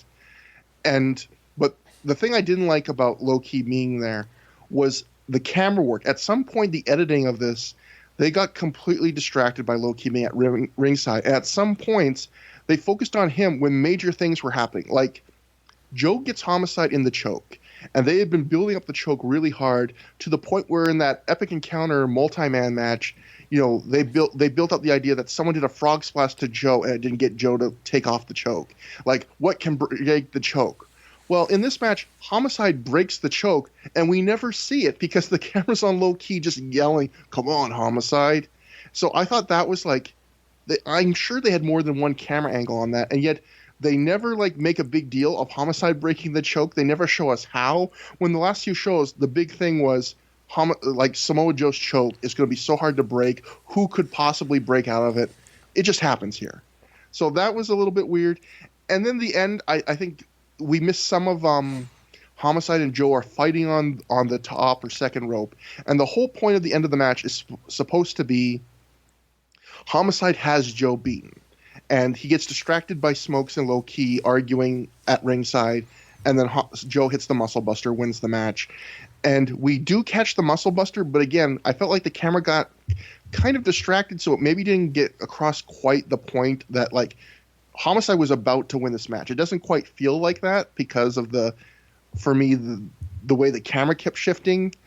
But obviously, after the match, we see Smokes and Low Key help Homicide up, and Homicide just is so defeated, and he's like, "I had him, man, I had him." And so obviously the point of this match was supposed to be, like I said, Homicide had the win, and his friends cost him the match.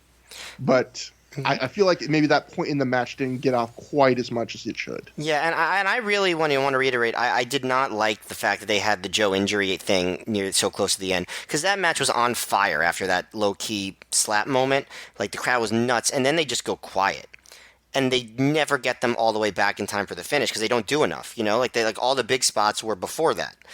So I don't know why they chose to do it that way, unless it was an actual injury, which is, I guess, possible. But I thought that kind of hurt the match. I don't know if you noticed that too.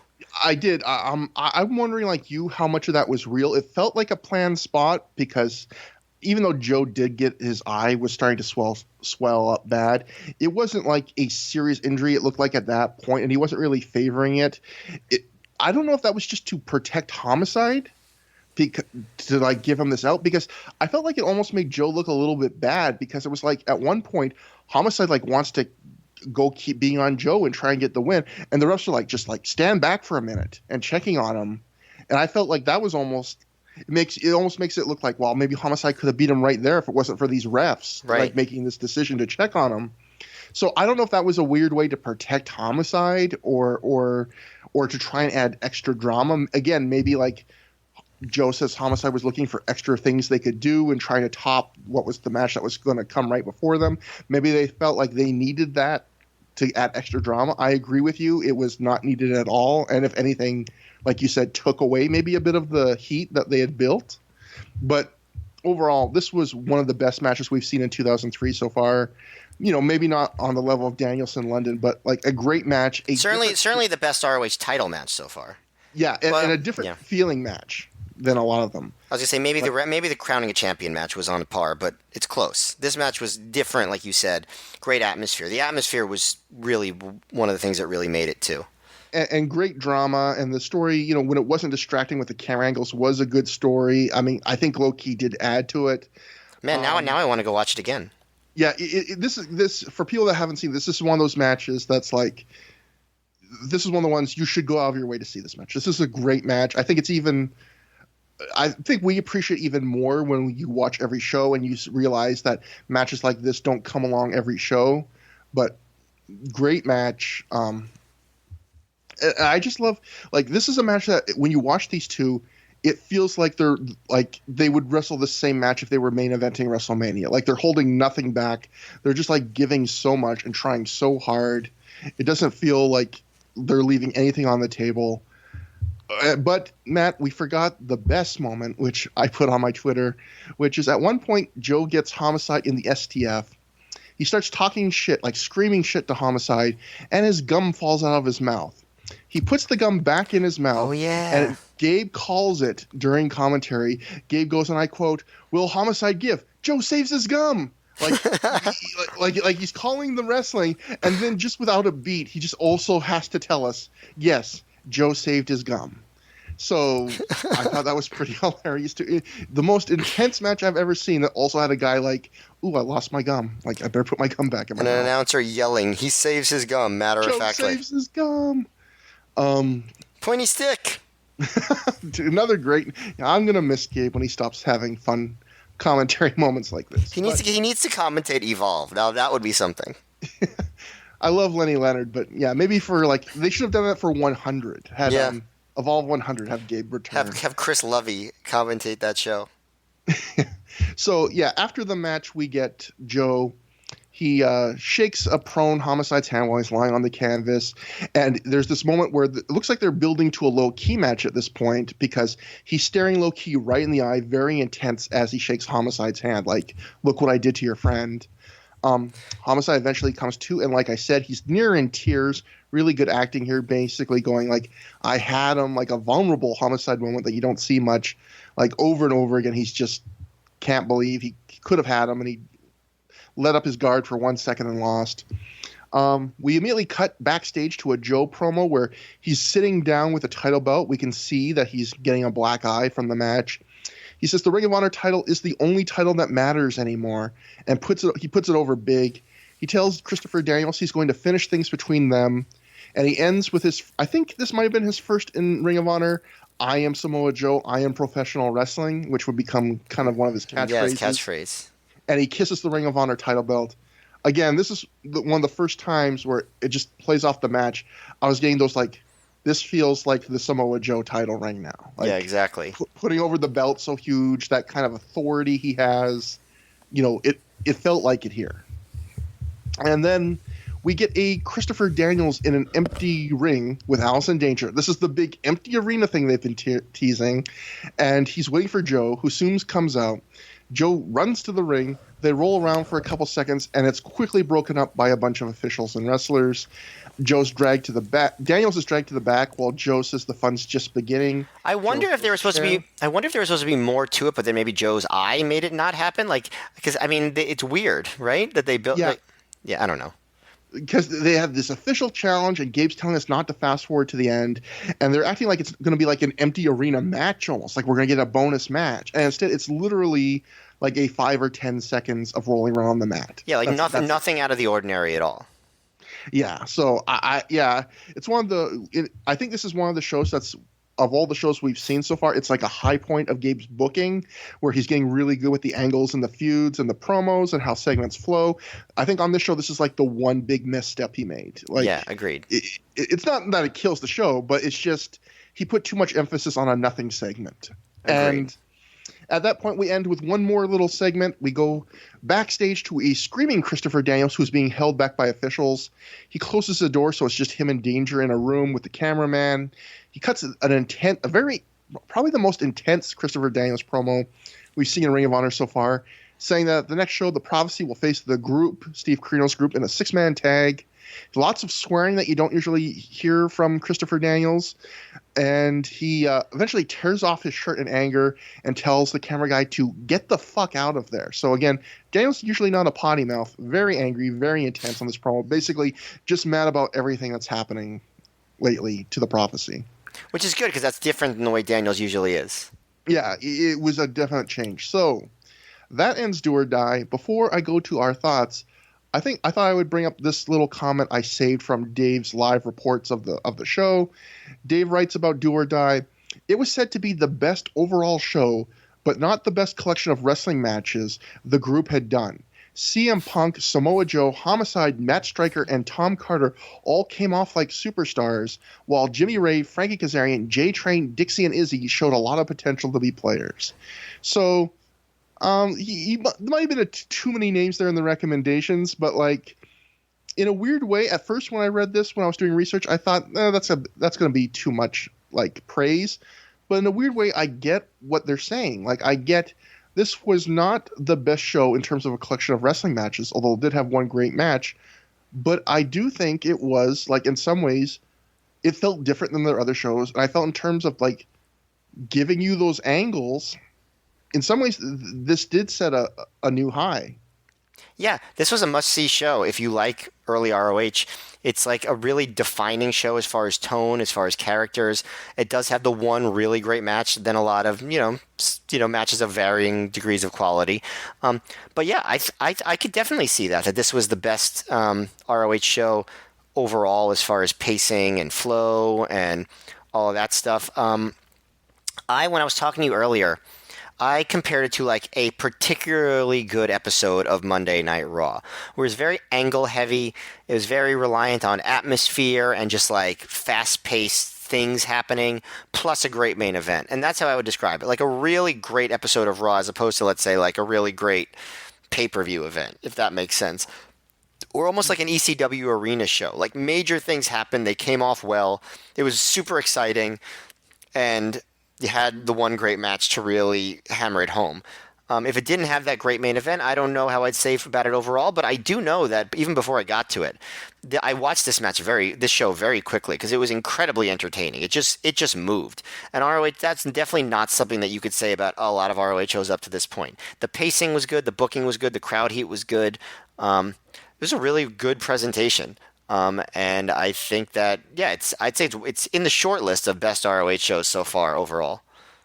I wonder, though, if this is a show that people who don't watch every Ring of Honor show from this era will like less, because I think one of the reasons we appreciate as much as – I think it's a great show or a very good show no matter what, but I think one of the reasons we like it so much is because we noticed the change in production and how different it is in terms of the in-ring promos, or even that match we talked about that had – the scramble match, where they cut away from the start of the scramble match to the promo. Like, if you're just watching like WWE and you watch that, you would go, well, what's the big deal about that? But if you watch every Ring of Honor show up to this point, you know what a change that is to try stuff like that, or the number of angles and how everyone now seems to be having multiple feuds. But even without that, I think it just has this great vibe to it. I think, like you said, with the Raw thing, it has this vibe of a great Raw in the sense even that, like, after the first match, we had an in-ring promo from Low Key that teases dissension with Julia Smokes, and then the very last match, it all ties together. Like stuff like that is a feeling that Ring of Honor, they hadn't tried stuff like that often, and quite frankly, they wouldn't always do that stuff in the future. But here they have it, and in terms of just like marquee matches and great matches, it's a one-match show. But even then, like, forgetting all the angles and the difference of how this show is to other shows, even if you just go from a wrestling standpoint, I think that match is great enough to go out of your way to see the show. Even if it didn't have all the angles and promos and neat stuff, like, that's a great match. That's and that's a match that, I think people remember that Homicide and Joe had great matches, but I don't think this match gets as much love as it deserves. Now, can I just say something? To make a personal comment, those of us listening to the show have heard a lot of Trevor Dame's reviews of matches, and we have never heard Trevor Dame be this vocal about how much he liked something. So you know that this is a great match. As far as the adjectives and the enthusiasm in your voice, this is the best match in ROH history so far. I think what I would do is, I think what happens is, obviously, I love the classics, like the Era of Honor Begins, Triple Threat, and Danielson Key, and Danielson London. But I think the ones where my voice, where I really get that extra enthusiasm, long-time listeners will probably know, it's like Jay versus Mark the first time, and this match, and even Danielson versus Daniels from Round Robin Challenge, where they're like, I think, great matches that maybe don't get as much. So I almost feel like I have to try harder for those matches, because like when you're calling Danielson Low Key, it's like everyone knows that's a great match, and you're gonna take the lead on enthusiasm on that match, where it's almost like I'm not gonna be able to match your enthusiasm. True. Where on something like this, it's like I almost feel like we have to let people know, like, this isn't just another Homicide Joe match. Like, this is great. Yeah, and I wasn't saying it to make fun of you in any way. I was saying like absolutely like with like this, you can tell like this is the real deal. Yeah, go out of your way to see this match. This is a great match, and go out of your way to see this show. Big recommendation, which is pretty crazy for a show with, again, so few marquee matches. A lot of the big names are not on the show, and in a lot of ways, this show is just like moving the chess pieces for bigger shows down the line, but yet manages to be such a success. Yeah, it really was. And ROH is awesome in this part of 2003. I think if you've listened to the most recent shows, all the shows are good, all of them. yeah, they're just hitting a real hot streak here, and we'll continue to see if that hot streak goes on the next show, because our next episode we will be reviewing Night of the Grudges, which will have a group versus prophecy 6-man tag where the losing team must disband, and we'll be getting, for the first and last time in Ring of Honor, AJ Styles versus Paul London 1-on-1. So that will be our next show. And if in Hits the keep meantime, coming. yeah, if you guys want to contact us you can email us at through-the-years@gmail.com, THROH for through. You can contact us at Trevor Dame on Twitter or at MayorMGF on Twitter. On the Figure 4 Wrestling message board, the Voices of Wrestling message board, the Pro Wrestling Only message board, the ROH World message board. Every one of those boards has a thread about the show. We check them periodically. And yeah, this was just a lot of fun podcast. A lot of fun podcast to do, and that's not great grammar, Trevor. But I had a good time watching the show. I had a good time doing the podcast tonight. Yes, and I really will just reiterate everything you just said. Watch this show. It's a hell of a lot of fun. Yeah. So thank you, everybody, and tune in next time. Thank you so much, and goodbye.